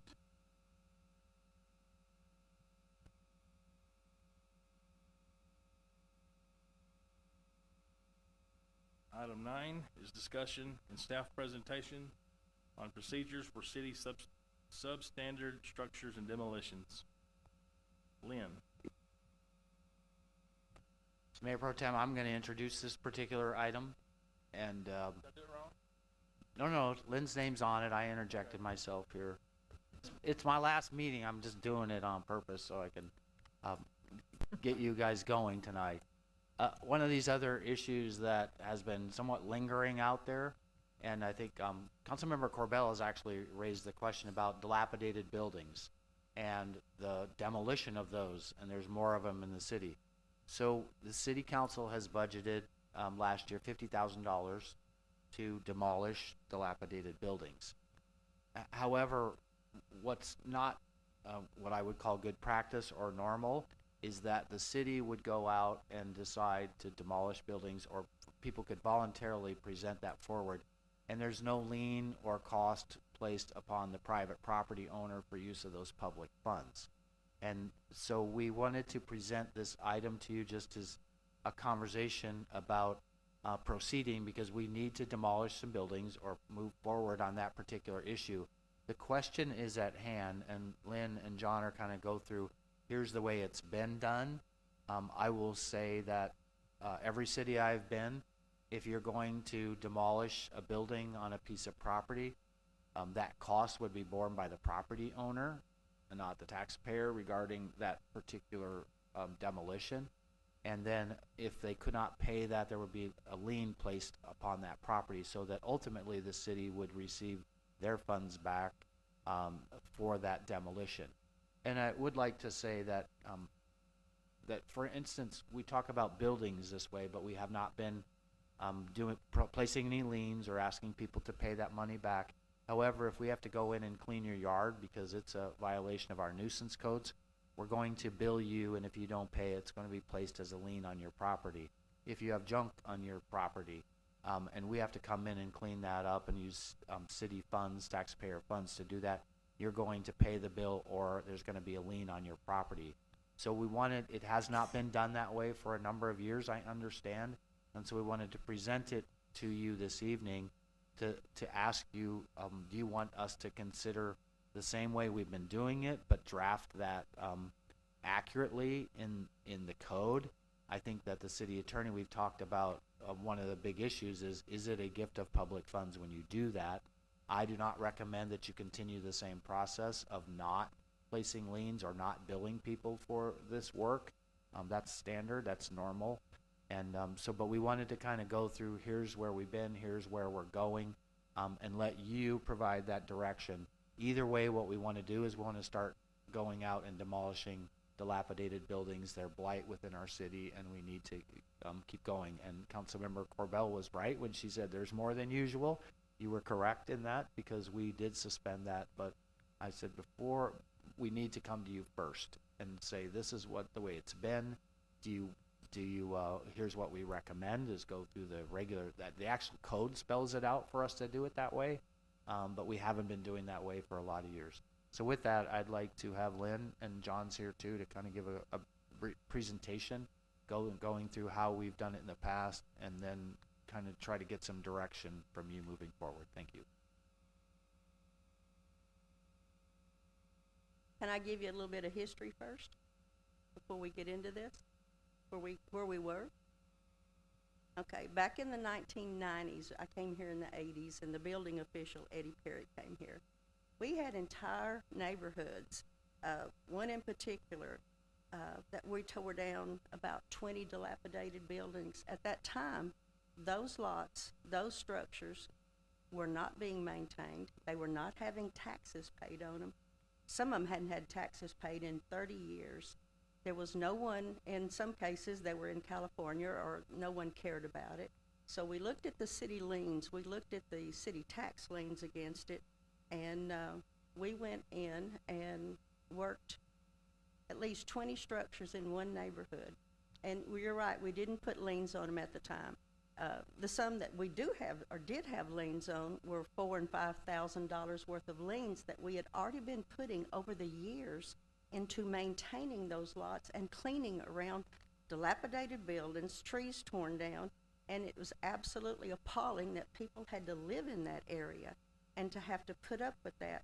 So since we already had a lot of liens on the property and no one was paying taxes, no one was taking care of it, we got some releases, we tore down a lot of buildings, we improved the neighborhood. If there was any gifts given, it was given to our community. It was given to our neighborhood. And when those came about, most of them still went up for sheriff's sale. We were still putting liens on the properties. And so all of them went up for tax suit sales. And then the amazing thing happened. People built houses over there. We built new houses all over that neighborhood. And had we not done that, it would still be sitting there as a trash heap like it was before, because no one cared about it. By getting the releases to demolish, we improved the neighborhoods. We all have new houses over there. All of these lots also, these houses existed on infill, where there were already streets, sewer, water, but this was not producing any taxes at all for our city. It was dilapidated structures. No one was paying it. So we took down a lot of houses. We have something new over there, houses running from 150 to 200,000 plus. So we do have those houses on the tax rolls. And when I came, there was a lot of sense of, don't worry about it, nobody cares. And that's what I dealt with for the first few years until Mr. Perrick come along and said, here's what we're going to do.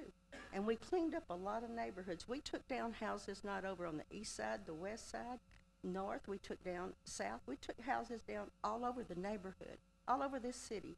And now we have a lot of new homes. We have an entire subdivision that went over in one area where we were working. That would not have happened had we not taken and cared about the community enough to take them down. We waived a lot of liens because our goal was to put something on the tax roll where we had new houses, new constructions, and yes, we did waive liens, but it was approved by the city managers at the time. If it's a gift, if you want to call it a gift, that's fine. But if it was a gift, it was a gift to the city of Mount Pleasant. And I don't know what we're doing now. I don't know where it's gone.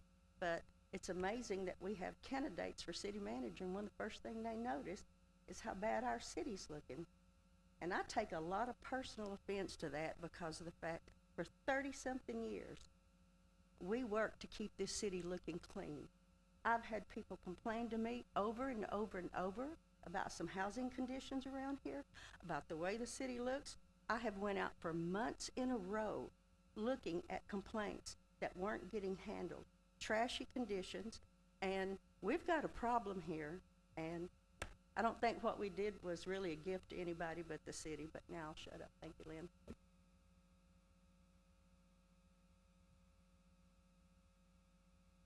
Oh, are you asking for my opinion? Okay. Nope. I saw you looking up.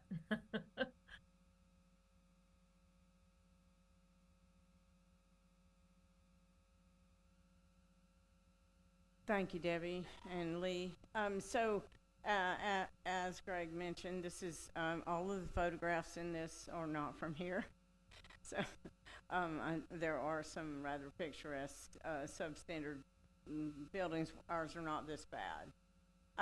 Just to kind of go through, for the new council and also, those in attendance, substandard structures have a variety of types. I mean, they can be dilapidated or unfit buildings, any kind of hazard to public health.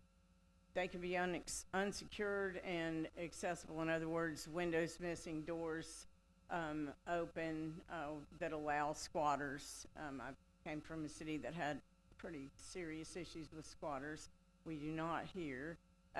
Code violations that would be in arrears of any of the building codes, and we also have what is called the International Property Maintenance Code, which is also used for residential evaluations and also commercial property, although we don't have that many issues with that. And then, of course, the final one is any kind of safety for a structural risk for a building that might collapse or cause harm to anyone or can harbor pests. So, of course, proper maintenance repair does advance the public health and safety of a community. Some background, as Debbie mentioned, this is not a new process at all.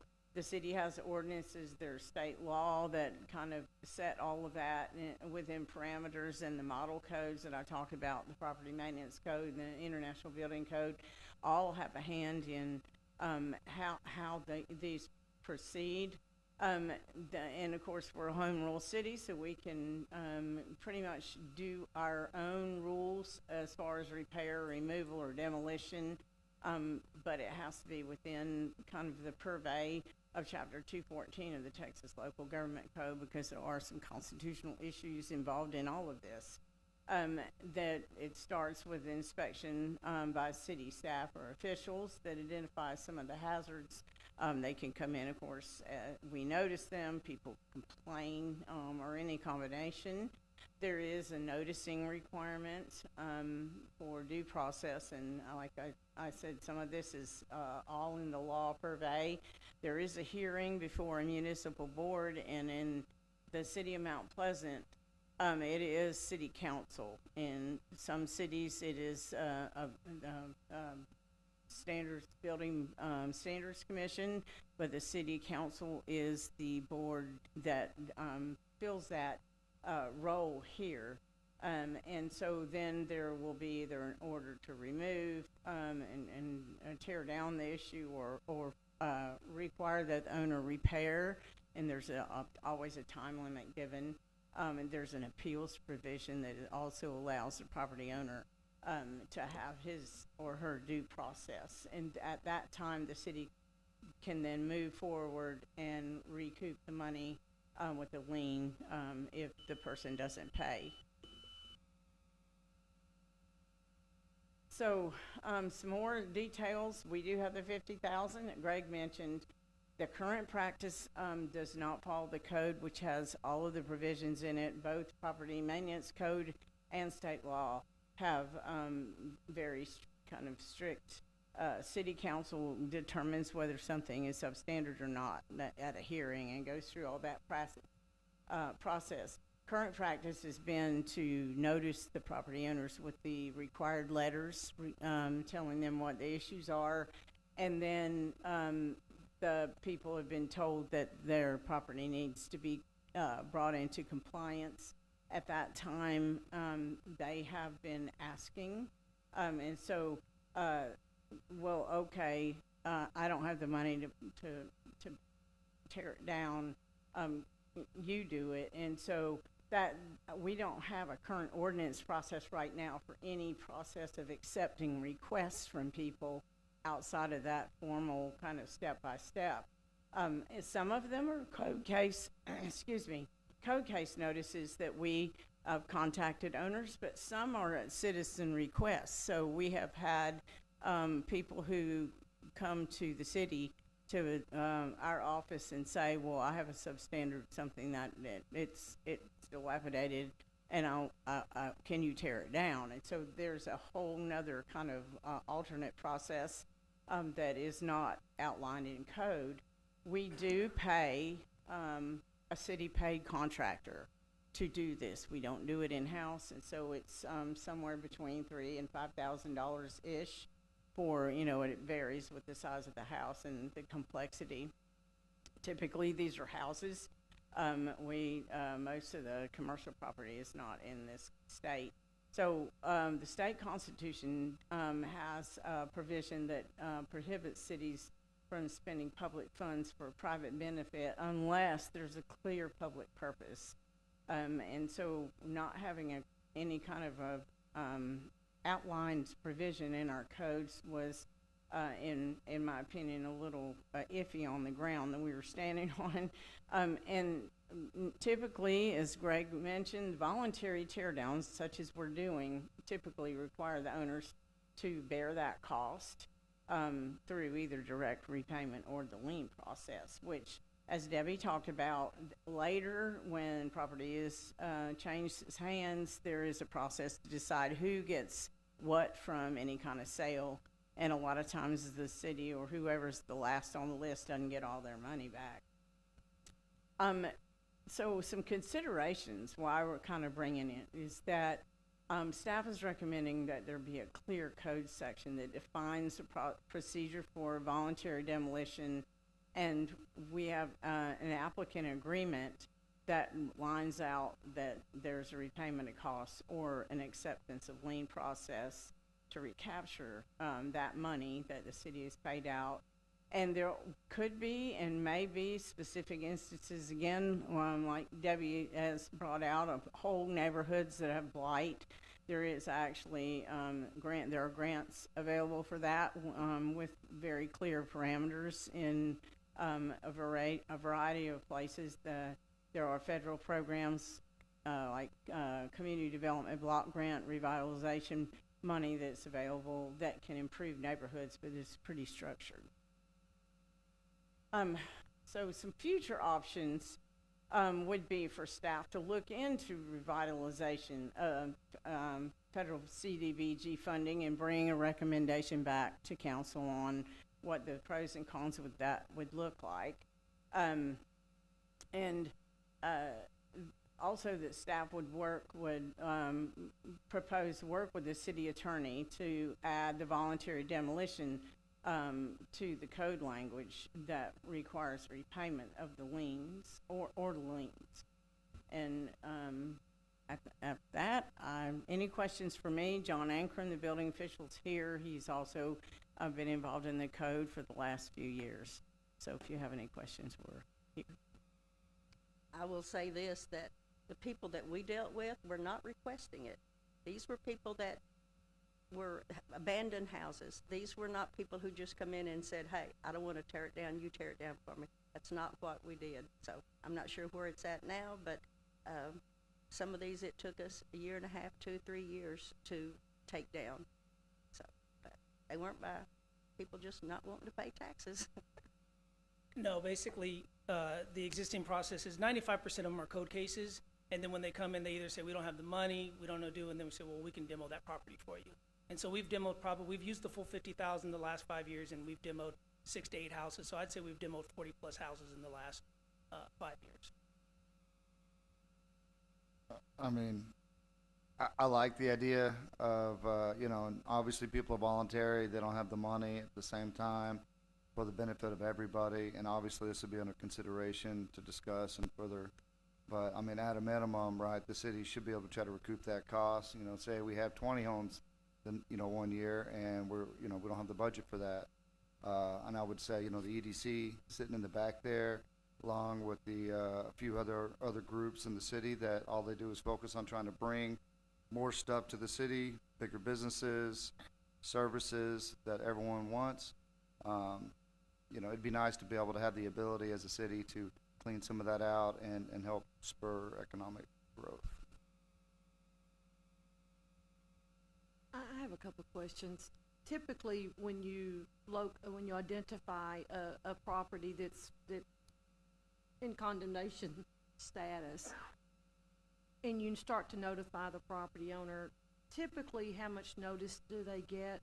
And then I don't understand this altogether, but to put a lien on it is to me a good thing. And then when it sells, you know, I know we've had to come in here and accept offers, and that's how it's eventually washed out. Because I think in most of these cases, or a lot of them, the actual residual lot is probably not as, it may not even be as valuable as, the value may not be there, what it would cost to demo the structure and remove it. So back to my question, how much notice, what's that process right now? So the code officer will identify a property that's dilapidated. He'll send them a property maintenance notice. And the property maintenance, by law, we have to give them 30 days. But during the old administration, they did tell us to extend it out 60 days. So at this point, it's 60 days notice that they either have to bring the building into compliance or come down and get with us, figure out what they're going to do with it. Sometimes that's when they come down and say, I don't have any money, I don't know what to do with it. Well, if it's dilapidated, we can demolish it for you. So after you give them 60 days, then what happens if they don't come in and voluntarily do that? Do you follow up with a notice of demolition, or what happens next? So yeah, in the past, we actually, obviously because we demo them free, most people allow us to demo the property. But what'll happen at that point now is I'll have to declare it a dilapidated structure, and then I'll have to bring it before council and make the request that they give us permission to demo the structure. Kind of like we did on the East 3rd Street house. I don't know if you remember that one, over on East 3rd that we brought before council to get demolished. That's the hearing that I spoke to you about that comes before, is pretty structured before city council. The owner has an opportunity to come in with their plan. If they propose not to find it substandard, or they want to at the last minute have a way to move forward, they're required. I think the state changed some laws within the last few years that made them come in at the hearing date with all of their plans and their financial, everything laid out for city council to decide at that time whether it was going to be ordered to be demolished, or if they would give them, the ability to remodel it, or some extra time. If I may just mention, Councilmember Corbell, I think all of these are in for a public purpose. I would agree wholeheartedly with you. And sometimes you're going to be able to evaluate something and say, there's a public purpose to this, and so we should do it, and not lean it. You will have those options. I think all I'm looking for and staff's looking for is that if you want to continue in the same path, we have to identify that public purpose. And that just should be something we go through the city attorney's office with. But I think that doing the lien process, a lien process doesn't mean that it's going to be paid off. Sometimes you won't get that money back but it's a matter of doing it and setting your processes up and your procedures up that actually do that. And I think, so you can look at the cost of a lot in the city, which is vacant lots, you realtors know what a vacant lot is? 15,000, 10? You got water, sewer, everything's there, up, I see up, thumbs up. So it's 15,000. I think typically you're gonna look for a smaller lot, smaller homes, gonna be about $3,000 to remove that building from it. And so I think most often just removing that will not be a higher cost than someone pays for that lot. And at that point in time at closing, you're gonna get that lien or you're not. It's just a matter of, do you want to continue this way or not, or we should just move forward placing the liens on the property. If you get the money for it, great. If you don't, it could be 20 years before you ever get that money back. So it's not something our budget depends on it. I would never depend any money on what you're going to get from lien collections. It's just a matter of, do you want to show a public purpose for this using the public funds, or do we want to just lien the properties and let that process go through? And on occasion, you're going to evaluate whether there's a public purpose for that. Like if you're going to have a whole block, I think that's a very good use or public purpose that you would do that for. And you could certainly do that analysis and make that call. I think it's got liberal in its processes now where people volunteer. It's still, we talked today with John, it's still going to be a building. We're not going to demolish any buildings if somebody doesn't like it, doesn't want to paint it, and wants to put a new one up. It has to meet the criteria for a dilapidated building that would normally fall under code's processes for demolishing them. So it's not just somebody who wants to take it down. We have to be able to see today that it doesn't meet the code and it would comply for that. So I hope that helps explain kind of where we're at, and we're just looking for direction tonight, whether we kind of look at our codes. We would like to do, we don't have what I would say, a document that allows people to voluntarily agree to have their building demolished via repay it from the city doing it, or put a lien on the property. That would certainly save us coming to council on every single one of those. And so we would want to do that. We would want to make sure we actually get that in the code. So there'd be some code changes we would do, even if we want to do the move forward with the codes. We'd want to add a couple pieces to it that do allow that voluntary compliance, shall we say, or approval to go forward. Thank you. I will say this, when all this started, the lots that we dealt with were not going to be taken care of, period. There weren't any owners that we could easily identify. And those lots did. I mean, I can tell you how many sheriff's sales that we went to, and all those properties, nearly all of them reverted back to the city. They all came before council and were sold. So there wasn't a total revenue loss, and for what we put back on it with new housing, certainly made up the difference. But if you've just got someone who's coming in that's capable and they're gonna rebuild the house and all, those, I would say, they either pay for it or put a lien on it. That's not what we dealt with, and I don't know how liberal it's gotten, but I just want everybody to understand where we came from, because I've heard some negative comments about it. So anyway, that's just wanted to make sure. If I could add one thing. So the way the courts look at this is there's basically like a 3-part test onto whether or not it's predominantly public purpose or not. And the first thing they look at is what the governmental agency decided. And so, like, if you're gonna have like what Councilwoman Corbell described, like if there was a decision that there's a certain area that needs to be revitalized, that was identified, and a public purpose was defined, you know, then you have the right as the city to make that decision initially, right? It's subject to review potentially by the courts, but that process is one that you get the opportunity to identify what that public purpose is and whether that makes sense for your community to do so.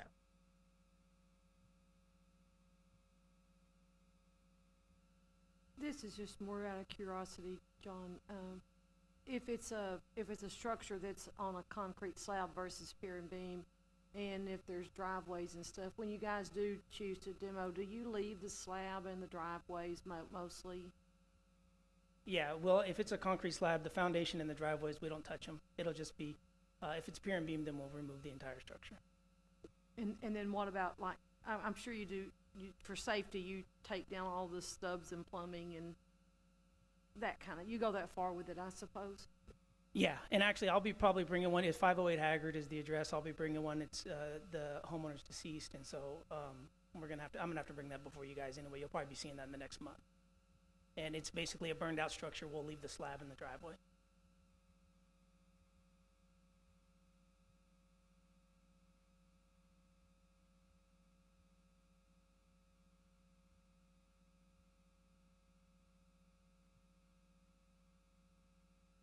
And I'm Jimmy Vaughn, as most of y'all know, from Mount Pleasant. She's talking about timeline of doing things on this project here. What's the timeline on project of houses not getting stuff cleaned up? What's the timeline, and when are you gonna start doing something with the timeline where the junkyard is in Southgate area? What are you gonna do with a house that hadn't been nothing and nobody living in it? And the city had cleaned that thing up numerous times last year, and there's still nothing done with it. Timelines are nice, but you're not following your timeline. Get something done with what's been over a year. Well, June will be a year, and it's still a junkyard there.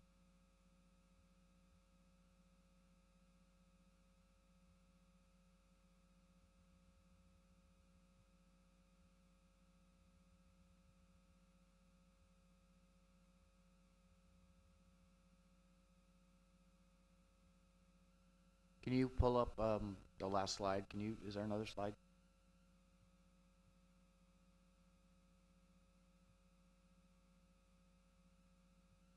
Actions now, just to kind of make sure that we're all on the same page. We all want to see action to rehabilitate.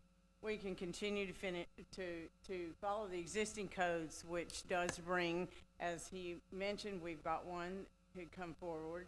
And we would propose to meet with the city attorney to craft any kind of repayment and lien language for that voluntary process, basically signing that you understand and are willing to turn over that for that purpose, and then work to formalize it through the code. And also, code enforcement, just to let you know, code enforcement staff, it is already and has ranked buildings for demolition efforts. We have money set aside that we can start on that, and each one is different, so that the contractor has to give us an estimate on each one, and then we would proceed with a substandard demo. So we just wanted to kind of, since there's a difference in kind of how we're doing it versus how the code is, to follow through with the ones that we don't have somebody that just gives it away. Y'all are going to see these come forward. We had one that may come forward for a commercial that we've been working, or it may be resolved. You may not see it. He's got the other one, which is someone that's deceased. So it's a process. We'd like to have the code in place. That doesn't mean we stop what we're doing until we have the code in place. And I think that's kind of where, city manager was wanting to make sure that everybody understood we are working on this. But to get your support on how you feel. So I think what the reason we put these up here is because this is what I would like to. This is how I think we should continue on this, which is we're going to follow the existing city codes, meet with the city attorney on that volunteer program, work to formalize that. Code enforcement will do the ranking. So for now, you can come in and maybe there's the worst building is one, but that person's not volunteering to come forward. And so we take them on a voluntary basis, which is great, by the way, but we should make sure we're taking down the ones in order, and then just proceed and then get back on track with the substandard demolitions. And I think the only real difference we're talking about is the city didn't properties before. So you establish a budget for $50,000. It's been that way for several years. We've done 8 or 9 of them every year, so it's an ongoing process. And so really the only thing we're saying here is you're going to follow the code and you're gonna lien the property or ask for repayment. If someone can't do that, it's gonna come before you, and then you can decide if it's a public purpose or not, during an appeal process. If there's a public purpose that you feel that, city funds should be paid for it, then that's what you would proceed with. So we would like to get going on that, and certainly, that's where I recommend we just, again, follow the codes, lien the properties. You can change that at any point in time you wish to. And then I would say to you is, I think Debbie, Councilmember Corbell, as a council, we should kind of, during the budget process, take a look at how many buildings we still have out there. And maybe 50,000 isn't enough. We had a tight budget last year, and so we stuck with the same amount of 50,000. But if it is really an eyesore, which it brings down the quality of life for everybody when these are left in the community, and also property values that you would want to do that. So that's my suggestion is this is how we move forward, but we'd like to have your input. Thank you. Are we supposed to vote or just say yay?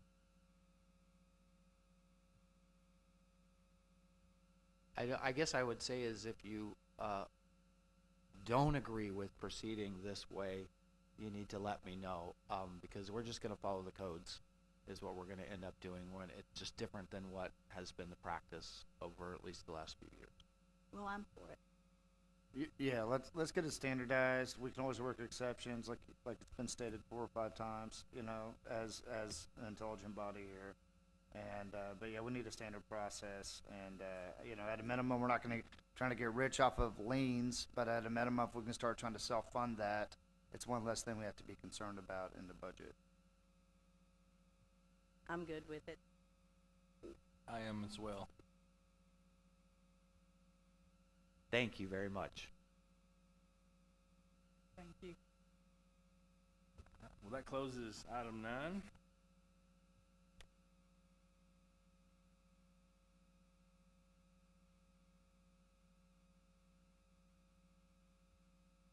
Item 10 is the city manager report, and this is the last report we'll get from this gentleman. Make it a good one. Well, I certainly put some controversial issues on your agenda for the last meeting.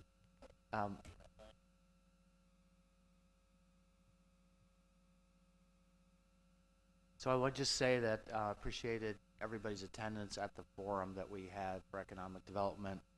I think I was surprised and pleased to see the amount of people who wanted to dialogue with the council that were here to talk about economic development downtown. Businesses, chamber businesses, all businesses, community-wide. I would just say to you, I would suggest you continue in some way, shape, or form to strengthen that. I think we've heard somebody say, what is the city's, and that's us. How do we promote economic development? How do we do it as strong as we can to make us be the place that people come? So I'd really encourage you to continue those meetings with those various groups and make it the best market for people to want to come to down the road. It's just going to mean you have to collaborate in the same room, work together. It's not a bad thing. We have great groups here, but I think to be stronger when this economy is hopefully getting closer and closer to us, this growth, that you're the place to come. And I just believe in economic development 100%. So I want to encourage you to do that. And thanks for attending. March 10, City Council has a special meeting, which is next Monday. At this point in time, the only item on that is there's a particular EDC project that the council will be considering. That will be posted no later than Friday of this week for you to review. And all I would just say is that I kind of am a little worried here because I wish you would have approved a contract before I make my comments, because if you don't approve the contract, then I'll stay for a little while. It's great that you found someone to work for you, and I just want to say it's been an honor to work for the City Council. Sometimes people don't understand that sometimes there's just major issues to tackle. This was a transition time. It's the only reason I came to say, can I help? Is you were transitioning staff, you're transitioning council members, and we did know that there were some issues we had to deal with right away.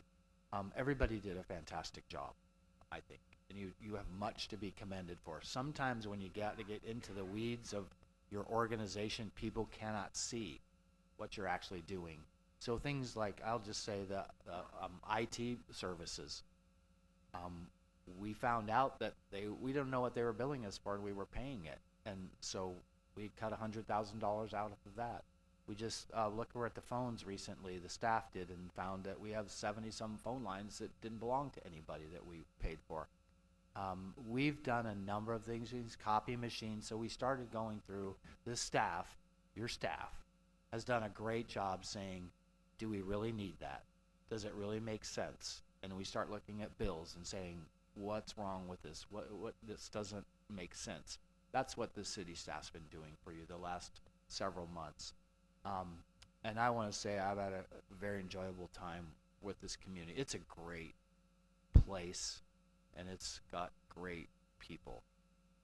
So I want to say that as I take some time off to go camping and visit my country again and my kids, that we have a fairly new staff here that are so dedicated to all of you. It has been an honor and a pleasure working with all of you that are sitting here and those that aren't in this organization. We've had transition, we have lots of new people, and everybody has done an amazing job stepping up for you. So I feel that I am leaving this place with you all in good hands, with good people who care, which is to me most important, and are people of integrity. And they're going to do what's morally correct for your city, and they have done a great job for me. It's been easy to manage them, and that sounds kind of strange, but it's easy to be their city manager for the jobs they've done, and they have had to take some things apart and rebuild them. And so I just want to say thank you to all of you in this room who've worked for me. And I have another week, so we'll talk later, but it's been my honor, and I just hope the best, and I pray, dear God, that you'll bless this city every single day, and that all of you that sit in this audience and watch at home, that there's only one goal. It's the betterment of your city, and do not let the negativism tear you down or tear each other down, because it is here. The positive side of what you do will be so strong. You have so much to be positive about. And I live here. I love this place. I was going to bring my Texas cowboy hat to say goodbye, because I'm officially a Texan with my cowboy hat. But you'll see me around. And I'm very hopeful for this city to continue progressing as you have certainly in the time that I have served with you. So thank you.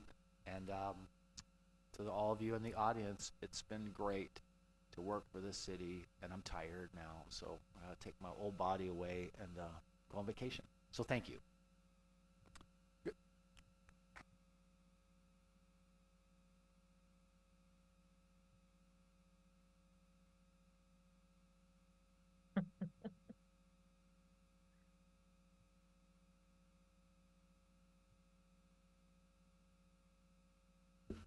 Greg, real quick here. I know we're at the end, but glad you agreed to take us on. I know you had retired from your last engagement and came to Texas to hang up your hat. You forgot it, so there you go. But in seriousness, that we had a lot going on, including new council members, a lot of active items, I'll say.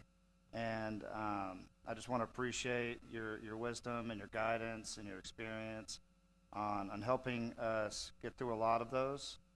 And hope the new person can live up to your shoes. I probably gave you the hardest time of anybody, but I have come to really understand and see your love for this city and what you went through to help us the last year, and I will eternally be grateful for that, Greg.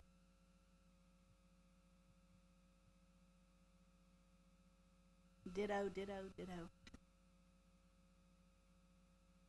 Yeah, you're all right. All right.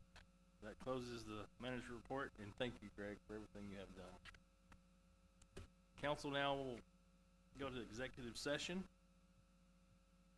Pursuant to the Opens Meeting Act, Chapter 551 Texas Government Code, the City Council will recess an executive session to discuss the following: consultation with attorney in personal matters and consultation with attorney. And we will be coming back out to discuss contract of the city manager later on.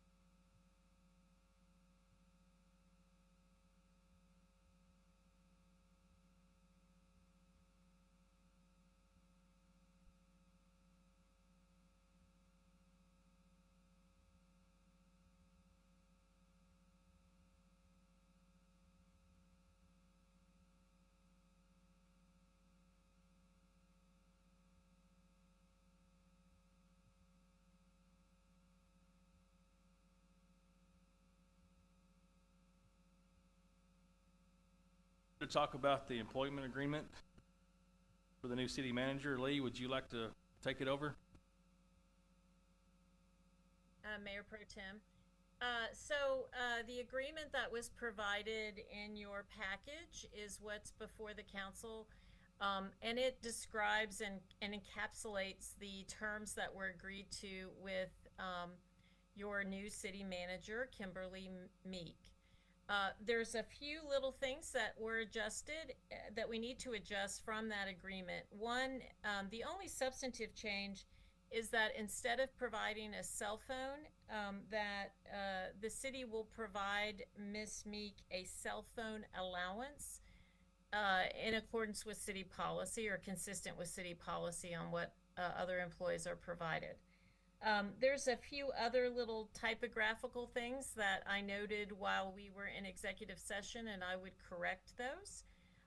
But subject to those minor edits, I would recommend that council approve the employment agreement with those minor changes. Council, I need a motion. I make a motion to vote on the agreement for professional services and employment as city manager of the city of Mount Pleasant, Texas, for Kimberly Meeks. I second. We have a motion made by Councilman Hageman. It was seconded by Councilman Corbell. Candace, please record the vote. Yes. Aye. Aye. Aye. The motion is carried. We have a new city manager. Woohoo!